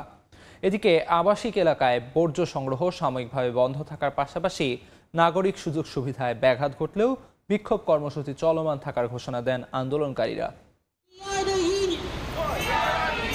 স্থানীয় সময় মঙ্গলবার বেতন ভাতা বৃদ্ধির দাবিতে যুক্তরাষ্ট্রের পেনসিলভেনিয়া অঙ্গরাজ্যের ফিলাডেলফিয়া শহরে ধর্মঘটে নামেন লাইব্রেরিয়ান, পরিচ্ছন্নতা কর্মী, জরুরি বিভাগের কর্মী সহ বিভিন্ন শ্রেণী পেশার মানুষ। এদিন শহরটির লাইব্রেরি, পৌর অফিস সহ বিভিন্ন জায়গায় গাড়ি থামিয়ে প্ল্যাকার্ড হাতে বিক্ষোভ করেন তারা। আমরা চাই না শহরের নাগরিকদের এমন ভোগান্তিতে ফেলতে, কিন্তু দুর্ভাগ্যবশত মেয়র আমাদের কষ্ট বোঝার চেষ্টা করছেন না। আমরা এই শহরের ব্লু কলার শ্রমিক। আমরা সেই মানুষ যারা প্রতিদিন হাজির থাকি, দায়িত্ব পালন করি, কাজটা করে যাই। ভুক্তভোগীদের অভিযোগ, ফিলাডেলফিয়ায় বসবাসের খরচ বাড়লেও এর সঙ্গে সামঞ্জস্য রেখে বেতন ভাতা বাড়ানো হয়নি। এদিকে শহরের মেয়র শেরল পার্কার জানান, আবাসিক এলাকায় বর্জ্য সংগ্রহ সাময়িকভাবে বন্ধ থাকবে। কমিয়ে আনা হবে বিনোদন কেন্দ্রের সময়সূচি। এরপরও শহরের স্বাভাবিক কার্যক্রম চলমান রাখার প্রতিশ্রুতি দিয়েছেন তিনি। মৌসুমীর সাথী, সময় সংবাদ। সিরিজ জয়ের স্বপ্ন নিয়ে শ্রীলঙ্কার বিপক্ষে ওয়ানডে সিরিজে মাঠে নামবে বাংলাদেশ। প্রথম ম্যাচটা জয় দিয়ে রাঙাতে চান টাইগারদের নতুন ওয়ানডে অধিনায়ক মেহেদী হাসান মিরাজ। লঙ্কানরা র্যাঙ্কিংয়ে এগিয়ে থাকলেও বাংলাদেশ ভালো করতে চায় এই ফরম্যাটে। সিনিয়ররা না থাকলেও তরুণরা সময় পেলে ভালো করবে বলে প্রত্যাশা মিরাজের। অন্যদিকে শ্রীলঙ্কাও মুখিয়ে জয় দিয়ে মিশন শুরু করতে। কলম্বার প্রেমদশা আন্তর্জাতিক ক্রিকেট স্টেডিয়ামে ম্যাচ শুরু হবে বাংলাদেশ সময় বিকেল 3টায়। শ্রীলঙ্কা থেকে তারেক হাসান শিমুলের রিপোর্ট। সদ্য সাবেক অধিনায়ক নাজমুল শান্ত মাঠে ঢুকেই গেলেন উইকেট দেখতে। অধিনায়কত্ব ছাড়লেও অভ্যাসটা যে বদলায়নি। সঙ্গে রিটন দাস, পরে যোগ দিলেন মেহেদী হাসান মিরাজও। সাবেক বর্তমান মিলিয়ে 3 অধিনায়কের ছোট্ট একটা মিটিং উইকেটের পাশে। প্রথম ওয়ানডেতে জয় পরাজয়ে উইকেটটা যে হতে পারে বড় নিয়ামক। ছন্ন ছাড়া বাংলাদেশ পছন্দের ফরম্যাটে র্যাঙ্কিংয়ে আছে সবচেয়ে নিচে। মেহেদী হাসান মিরাজ ক্রাইসিস ম্যান। আরও একবার টালমাটাল অবস্থায় তার হাতে দায়িত্ব। নতুনভাবে তার হাত ধরে ঘুরে দাঁড়ানোর প্রত্যাশায় টিম টাইগার্স।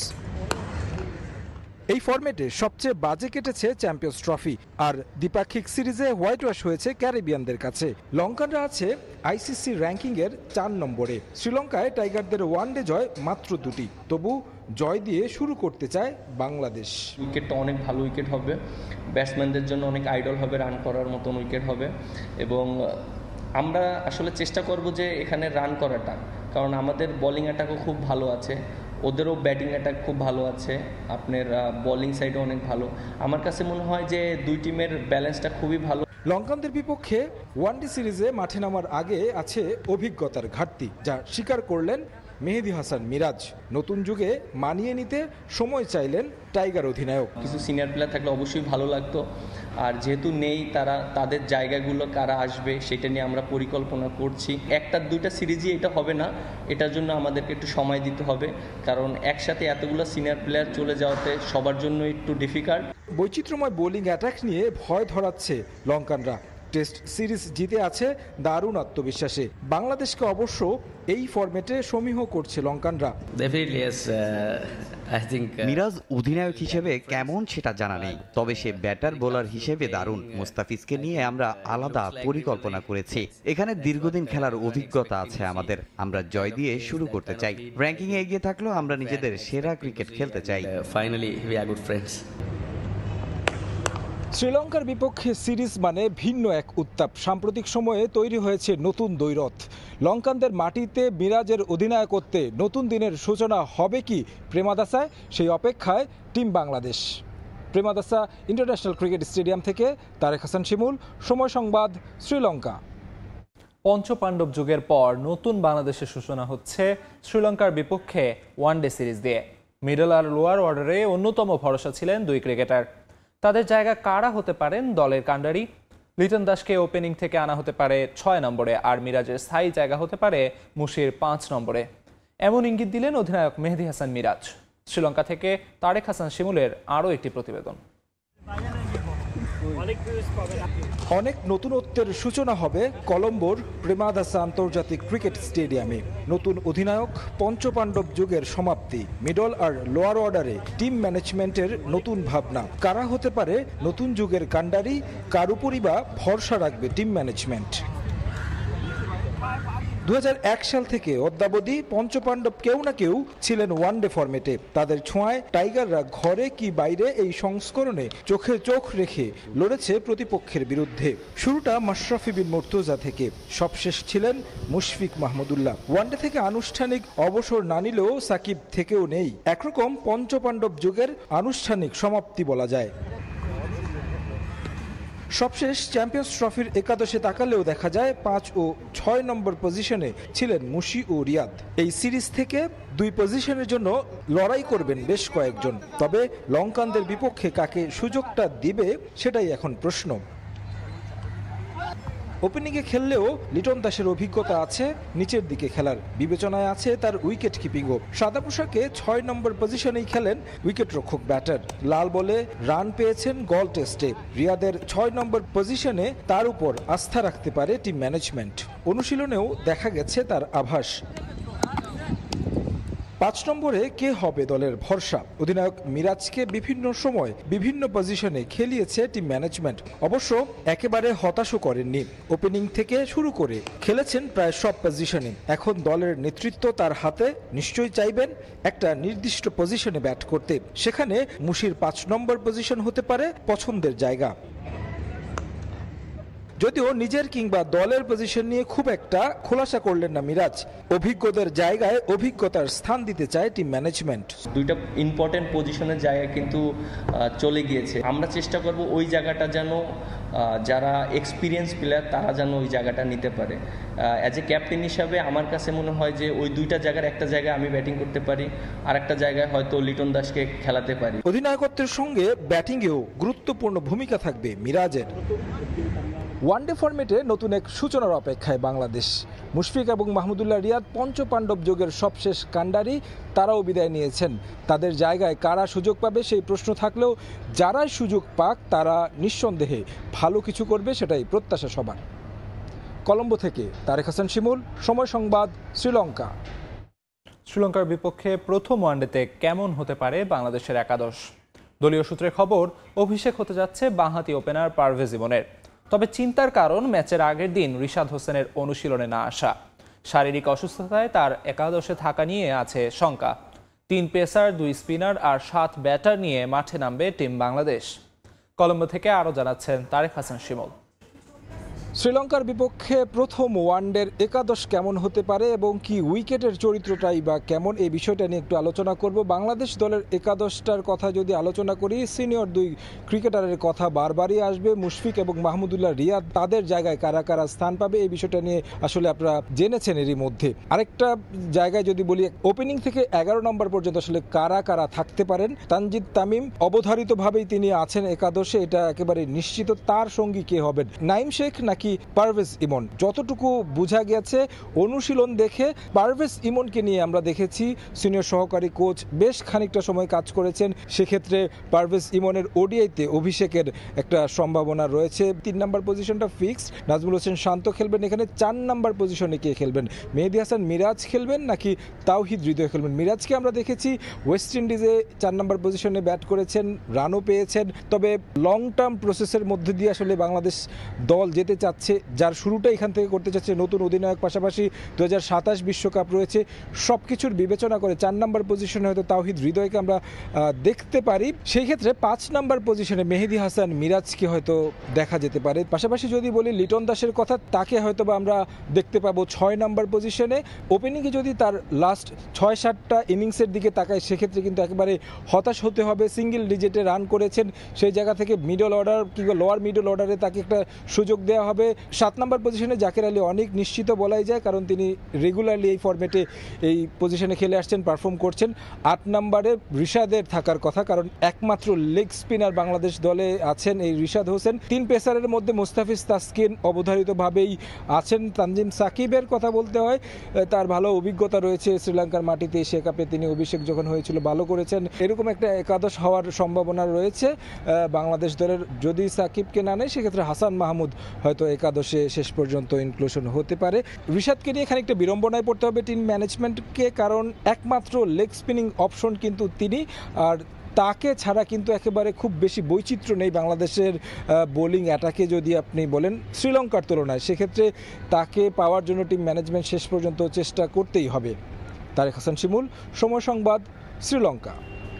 শ্রীলঙ্কায় শুধু ক্রিকেটের ভাগ্য বদলের পরীক্ষাই নয়, পরীক্ষা cricket operations chairman Nazmul Abedin ফাহিমেরও। বোর্ডের গুরুত্বপূর্ণ এই পদে তার ভবিষ্যৎ কী হবে তার অনেকটাই ঠিক হয়ে যাবে লঙ্কা দ্বীপের হোয়াইট বল সিরিজে। দল ব্যর্থতার বৃত্ত ভাঙতে না পারলে গুরুত্বপূর্ণ ক্রিকেট অপারেশনস কমিটি নিয়ে বিকল্প চিন্তা করতে বাধ্য হবে আমিনুল ইসলাম বুলবুলের বোর্ড। জুলাই বিপ্লবের বছর পূর্তি, দেশের মতো যারা সংস্কার চেয়েছিল ক্রিকেটেও, তাদের আশা পূরণ হলো কতটুকু? আশা পূরণ হয়নি, বরং পালা বদলের প্রেক্ষাপটে দেশের ক্রিকেট হেঁটেছে উল্টো পথে। যাদের ঘিরে ছিল প্রত্যাশার পাহাড়, ক্ষমতার সংস্পর্শে এসে তাদের আসল চেহারা স্পষ্ট হলো ক্রিকেট প্রেমীদের সামনে। ক্রিকেটের সংস্কার পর্বে সবচেয়ে বেশি প্রত্যাশাটা ছিল নাজমুল আবেদিন ফাহিমকে ঘিরে। সাকিব মুশফিকদের কোচ হিসেবে পরিচিতি পাওয়া এই ব্যক্তি বরাবরই সরব ছিলেন বোর্ডের সমালোচনায়। ক্রিকেট কাঠামো কিংবা জাতীয় দল চালানো নিয়ে তার পরিকল্পনাও মুখস্থ ক্রিকেট প্রেমীদের। অথচ জুলাই বিপ্লবের 1 বছরেও সেসব পরিকল্পনার ন্যূনতম বাস্তবায়ন দেখেনি ক্রিকেট বোর্ড। গত জানুয়ারিতে আনুষ্ঠানিকভাবে ক্রিক অপসের দায়িত্ব পেলেও আনঅফিসিয়ালি তার আগে থেকেই এই বিভাগের সবকিছুই নিজের অধীনে রেখেছিলেন নাজমুল আবেদিন ফাহিম। আনুষ্ঠানিকভাবে দায়িত্ব না পেলে হুমকি দেন পদত্যাগেরও। তবে দায়িত্ব বুঝে পাবার 10 মাসে ব্যর্থতার ঘেরাটোপে জাতীয় দল। এই সময়ে 30 ম্যাচ খেলা টাইগাররা জয়ের মুখ দেখেছে মাত্র 7 বার। জানুয়ারির আগে থেকেই ক্রিক অপসের দেখভাল করা ফাহিমের অধীনে জাতীয় দলের ব্যর্থতার তালিকাটা বেশ দীর্ঘ। ভারতের টেস্টে হোয়াইট ওয়াশের পর টি-20 সিরিজেও ন্যূনতম প্রতিদ্বন্দ্বিতা করতে পারেনি লাল সবুজ। এরপর ঘরের মাঠে আফগানদের কাছে সিরিজ হার, প্রথমবারের মতো আরব আমিরাতের কাছে সিরিজ হার সহ কেবলই হারের বৃত্তে বাংলাদেশ। ক্রিকেটকে পাল্টে দেবার স্বপ্ন দেখানো ফাহিমের অধীনে পাল্টে গেছে ওয়ানডে পারফরম্যান্সও। পছন্দের ফরম্যাটে শেষ 9 মাসে মাত্র 1টা ম্যাচ জিতেছে টাইগাররা, সেটাও আফগানদের বিপক্ষে। মাঠের পারফরমেন্স ছাড়া ড্রেসিং রুমেও এসেছে অস্থিরতা। অধিনায়কত্ব ইস্যুতে টালমাটাল জাতীয় দল। ক্রিকঅপস চেয়ারম্যান নিজেও ঠেকাতে ব্যর্থ শান্তর পদত্যাগ। অবশ্য ফাহিম এসব কিছুই দেখেছেন মাঠে থেকে। বোর্ডের ভেতরে গুঞ্জন তাকে ডাকা হয় ট্যুর পরিচালক হিসেবে। তবে তার মধুচন্দ্রিমার ইতি ঘটতে পারে লঙ্কা সিরিজে। সাদা বলের সিরিজেও ব্যর্থ হলে দায়িত্ব হারাতে পারেন বিকেএসপির এই সাবেক কোচ। তাই শ্রীলঙ্কার বিপক্ষে কেবল ক্রিকেটের ভাগ্য বদল নয়, ভবিষ্যৎ নির্ধারিত হবে ক্রিকঅপস চেয়ারম্যানেরও। সাব্বির মিথুন, সময় সংবাদ, ঢাকা। বিপিএলের 11 আসরে বদনামি বেশি হয়েছে ক্রিকেট বোর্ডের। উপায় না পেয়েই এবার এজেন্সির মাধ্যমে আয়োজনের সিদ্ধান্ত নেওয়া হয়েছে। জাতীয় নির্বাচনের আগ মুহূর্তে হলেও ডিসেম্বর জানুয়ারিতে 12তম আসর আয়োজনে বদ্ধপরিকর বিসিবি, জানিয়েছেন বোর্ড পরিচালক আকরাম খান। এবার দেশিদের পাশাপাশি আগ্রহ রয়েছে বিদেশি ফ্র্যাঞ্চাইজিরও। বিপিএলের আগে লোকাল ক্রিকেটারদের প্রস্তুত রাখতে চট্টগ্রামে একটি আলাদা টুর্নামেন্টের পরিকল্পনাও রয়েছে। দীর্ঘদিন পরিচালক হিসেবে থাকলেও আঞ্চলিক ক্রিকেটের দুরবস্থা নিয়ে সদুত্তর মেলেনি আকরামের কাছ থেকে। বিপিএল নিয়ে কিন্তু যদি আপনি সত্যি কথা বলতে আপনার সুনামের চেয়ে দুর্নামটা বেশি হয়েছে আমাদের গত 11-12টা বছর যদি আপনি মূল্যায়ন করেন। সোমবারের 6.5 ঘন্টার ম্যারাথন মিটিংয়ে যে কয়েকটি এজেন্ডা বিশেষ গুরুত্ব পেয়েছিল সেগুলোর মধ্যে বিপিএল অন্যতম। বিসিবি সভাপতি হিসেবে অল্প কমাসের দায়িত্বে ফারুক আহমেদ সেরা বিপিএল উপহার দিতে গিয়ে দুর্বার রাজশাহী চিটাগং কিংসের একের পর এক কাণ্ডে উল্টো ব্যাপক সমালোচনার জন্ম দিয়েছিলেন। বদনাম এড়াতে স্পোর্টস এজেন্সিকে দিয়ে পুরো আসর আয়োজনের পরিকল্পনা করছে আমিনুল ইসলাম বুলবুলের বোর্ড। তবে জাতীয় নির্বাচনের আগ মুহূর্তে বিপিএল আয়োজন আদৌ সম্ভব কিনা সে প্রশ্ন থেকেই যাচ্ছে। এগুলো আমরা মাথা রেখেছি, আলাপ হয়েছে আমাদের, বাট আমরা তার আগেই করার চিন্তা ভাবনা করছি। আইপিএল বলেন, পিসিএল বলেন, ওটা কিন্তু বাইরে এজেন্সিকে দিয়ে করা, এটাতে রিস্ক কিন্তু থাকে না। বদনামের সংখ্যাটাও রিস্কটাও কিন্তু অনেক কম। নোয়াখালীর থেকে দে আর ভেরি ইন্টারেস্টেড আপনার ফ্র্যাঞ্চাইজি হওয়ার জন্য, বিদেশ থেকেও দুই একটা আসছে। পরিবর্তিত পরিস্থিতিতে আসছে নতুন নতুন ফ্র্যাঞ্চাইজি। দল সংখ্যা বৃদ্ধির সম্ভাবনা তৈরি হওয়ায় লোকাল ক্রিকেটারদের মাঝে আশার সঞ্চার হয়েছে। দেশিদের রেডি করতে এনসিএল টি-20-র বাইরেও টুর্নামেন্ট আয়োজনের কথা ভাবছে বিসিবি। শুরুই করছে কিন্তু টি-20 ন্যাশনাল লিগ দিয়ে। আমরা কিন্তু আপনার সেপ্টেম্বরের শুরুতে আমরা ওটা দিয়ে করব, যেহেতু যারা ওখানে ভালো করবে তারা আপনার বিপিএলের আপনার লিস্টে আসবে না। তার আগে একটা রিজনাল একটা ক্রিকেট টুর্নামেন্ট করবো চিটাগংয়ে। সেটা হলো যে চিটাগংয়ের প্রত্যেকটা ডিস্ট্রিক্ট যারা আছে ওদেরকে নিয়ে আমরা একটা টুর্নামেন্ট করবো। টি-20 হতে পারে, ওয়ানডে হতে পারে। এটা আমরা আগামী 5-7 দিনের মধ্যে আমরা একটা আলাপ করে নিই। বহুদিন ধরে বোর্ড পরিচালকদের মুখস্থ বুলি ছিল আঞ্চলিক ক্রিকেট কাঠামো শক্তিশালী করতে হবে, যদিও কাজের কাজ হয়নি কখনো। বুলবুল চেয়ারে বসার পর তৈরি হয়েছে নতুন সম্ভাবনা। অন্তত দায়িত্বের এই 1 মাসে বিভাগীয় শহরগুলোর হাল হকিকত দেখেছেন তিনি। প্রশ্ন হলো, এত অল্প সময়ে আমিনুল ইসলাম উদ্যোগী হতে পারলে 12 বছরে কেন রিজিওনাল ক্রিকেটটা চালুই করতে পারলেন না নাজমুল হাসান? এ প্রশ্নে অসহায়ত্ব ফুটে উঠল পাপন, ফারুক, এরপর বুলবুলের বোর্ডেও থাকা আকরাম খানের কণ্ঠে। আমাদের ডেভেলপ হচ্ছে কিন্তু অনেক আসতে, এটা কিন্তু অনেক তাড়াতাড়ি হওয়া উচিত। শ্রীলঙ্কা পাকিস্তানের চেয়ে বেশি ট্যালেন্টেড প্লেয়ার আছে বাংলাদেশে, বাট আমরা ওদেরকে বের করে আনতে পারছি না বিকজ অফ দিস প্রবলেম, যে ওরা খেলার সুযোগ পাচ্ছে না। আপনি এসি দেওয়ার দরকার নেই, আপনার ভালো স্টেডিয়াম করার দরকার নেই, আপনি শুধু মাঠ দেন। মাকসুম আলম খান, সময় সংবাদ, ঢাকা। ইন্টার মায়ামির সঙ্গে নতুন করে চুক্তি বাড়াতে আগ্রহী নন লিওনেল মেসি। আন্তর্জাতিক গণমাধ্যমের খবর, 2026 ফিফা বিশ্বকাপের আগে MLS ছেড়ে প্রতিযোগিতামূলক কোনো লিগে খেলতে চান আর্জেন্টাইন সুপারস্টার। বিশ্বকাপের জন্য সর্বোচ্চ প্রস্তুতি নিতেই এমন সিদ্ধান্ত নিতে চান বিশ্বকাপ জয়ী তারকা। ধারণা করা হচ্ছে পুরনো ক্লাব বার্সেলোনাতেই ফিরবেন এলেনটেন। ফিফা ক্লাব বিশ্বকাপ থেকে শূন্য হাতে বিদায় নিয়েছেন লিওনেল মেসি। নকআউট পর্বের ম্যাচে পিএসজির কাছে রীতিমতো বিধ্বস্ত হয় ইন্টার মায়ামি। এরপর থেকেই গুঞ্জন মায়ামিতে আর থাকতে চান না এলেনটেন। লিওনেল মেসির প্রমাণের আর কিছুই বাকি নেই। সম্ভাব্য সব শিরোপায় জিতেছেন দীর্ঘ ক্যারিয়ারে, কিন্তু ক্লাব ওয়ার্ল্ড কাপে হয়নি প্রত্যাশা পূরণ। মায়ামির সঙ্গে ইউরোপের ক্লাবগুলোর ব্যবধানও হয়েছে স্পষ্ট। এ কারণেই যুক্তরাষ্ট্র ছাড়তে চান আর্জেন্টাইন মহাতারকা। অবশ্য এর পেছনে আছে বড় কারণ। 2026 ফিফা বিশ্বকাপ নিয়ে সিরিয়াস মেসি। ক্যারিয়ার শেষ করতে চান আরও একটি বিশ্বকাপ ট্রফি উঁচিয়ে। আন্তর্জাতিক গণমাধ্যমের খবর, বিশ্বকাপের প্রস্তুতি নিতে মেসি আগামী বছরের শুরুতে খেলতে চান প্রতিযোগিতামূলক কোনো লিগে। সেক্ষেত্রে ইউরোপ হতে পারে তার ঠিকানা, যার জন্য ইন্টার মায়ামির সঙ্গে চুক্তি বাড়ানোর কথাও আপাতত স্থগিত রেখেছেন এই তারকা। MLS এর ক্লাবটির সঙ্গে এবছরের ডিসেম্বর পর্যন্ত চুক্তি আছে মেসির। স্বাভাবিকভাবেই আলোচনায় এসেছে কোন ক্লাবে যোগ দেবেন বিশ্বকাপ জয়ী তারকা। এ বিষয়ে মেসির পক্ষ থেকে এখন পর্যন্ত কিছুই বলা না হলেও ধারণা করা হচ্ছে পুরনো ক্লাব বার্সেলোনাতেই হয়তো ফিরবেন তিনি। সম্প্রতি মেসির বকেয়া বেতনের পুরোটাই শোধ করেছে বার্সেলোনা। কাতালান ক্লাবটিও প্রস্তুত মেসিকে স্বাগত জানাতে। বার্সা ছাড়ার সময় অশ্রুসিক্ত চোখে মেসিও জানিয়েছিলেন আবারও ফিরতে চান সে করে। যদিও ক্লাব কর্তৃপক্ষ এখনও আশাবাদী ইন্টার মায়ামিতেই ক্যারিয়ার শেষ করবেন তাদের সবচেয়ে বড় তারকা। 2026 মার্চে উদ্বোধন হবে মায়ামির নতুন স্টেডিয়াম। সেখানে মেসিকে দেখতে চান মায়ামি মালিক পক্ষ। এখন সিদ্ধান্ত নিতে হবে মেসিকেই। তামিম হোসেন, সময় সংবাদ। এ পর্যায়ে শীর্ষ সংবাদগুলো জানিয়ে দিচ্ছি আরেকবার। নতুন দেশ গড়ার সুযোগ কাজে লাগাতে গণতন্ত্রকে প্রাতিষ্ঠানিক রূপ দেওয়ার আহ্বান বেগম জিয়ার। পিআর পদ্ধতিতে নির্বাচন হলে ফ্যাসিবাদ পুনর্বাসনের শঙ্কা তারেক রহমানের। দেশ গড়তে জুলাই পদযাত্রা এনসিপির, ছাত্র জনতাকে সঙ্গে নিয়ে সনদ আদায়ের হুঁশিয়ারি। বিচার সংস্কার ও নতুন সংবিধানের দাবিতে অটল থাকার ঘোষণা। বিষ পড়ার মতো প্রায় রিক্সা পরে গাড়ি পরে কোন রোগী নিয়ে এই রোড থেকে যাওয়ার মতো অবস্থা নাই। 10 থেকে 12 বছর আগে রাস্তাটা কাজ হয়েছে, তারপর থেকে এই রাস্তায় কোনো কাজই হয়নি। খানাখন্দে ভরা রাজধানীর বেশিরভাগ সড়ক, ঘটছে দুর্ঘটনা। বারবার অভিযোগেও টনক নড়ছে না কর্তৃপক্ষের। দুরবস্থার জন্য সেবা সংস্থাগুলো দায় চাপাচ্ছে একে অন্যের ঘাড়ে। খেলাফির বড় অংশ সরকারি ব্যাংকে হলেও আস্থা কমেনি গ্রাহকের। 9 মাসে ডিপোজিট সংগ্রহ 34,000 কোটি টাকা। সঠিক পথে পরিচালনার কারণে হয়নি সংকট, সুশাসন নিশ্চিতের তাগিদ। এবং সমুদ্রগামী জাহাজ মালিকের দেশ হিসেবে প্রথমবার তালিকায় বাংলাদেশ। 102টি মাদার ভেসেল নিয়ে স্থান 35তম। বন্দরকে আরও সক্রিয় করার আশ্বাস কর্তৃপক্ষের।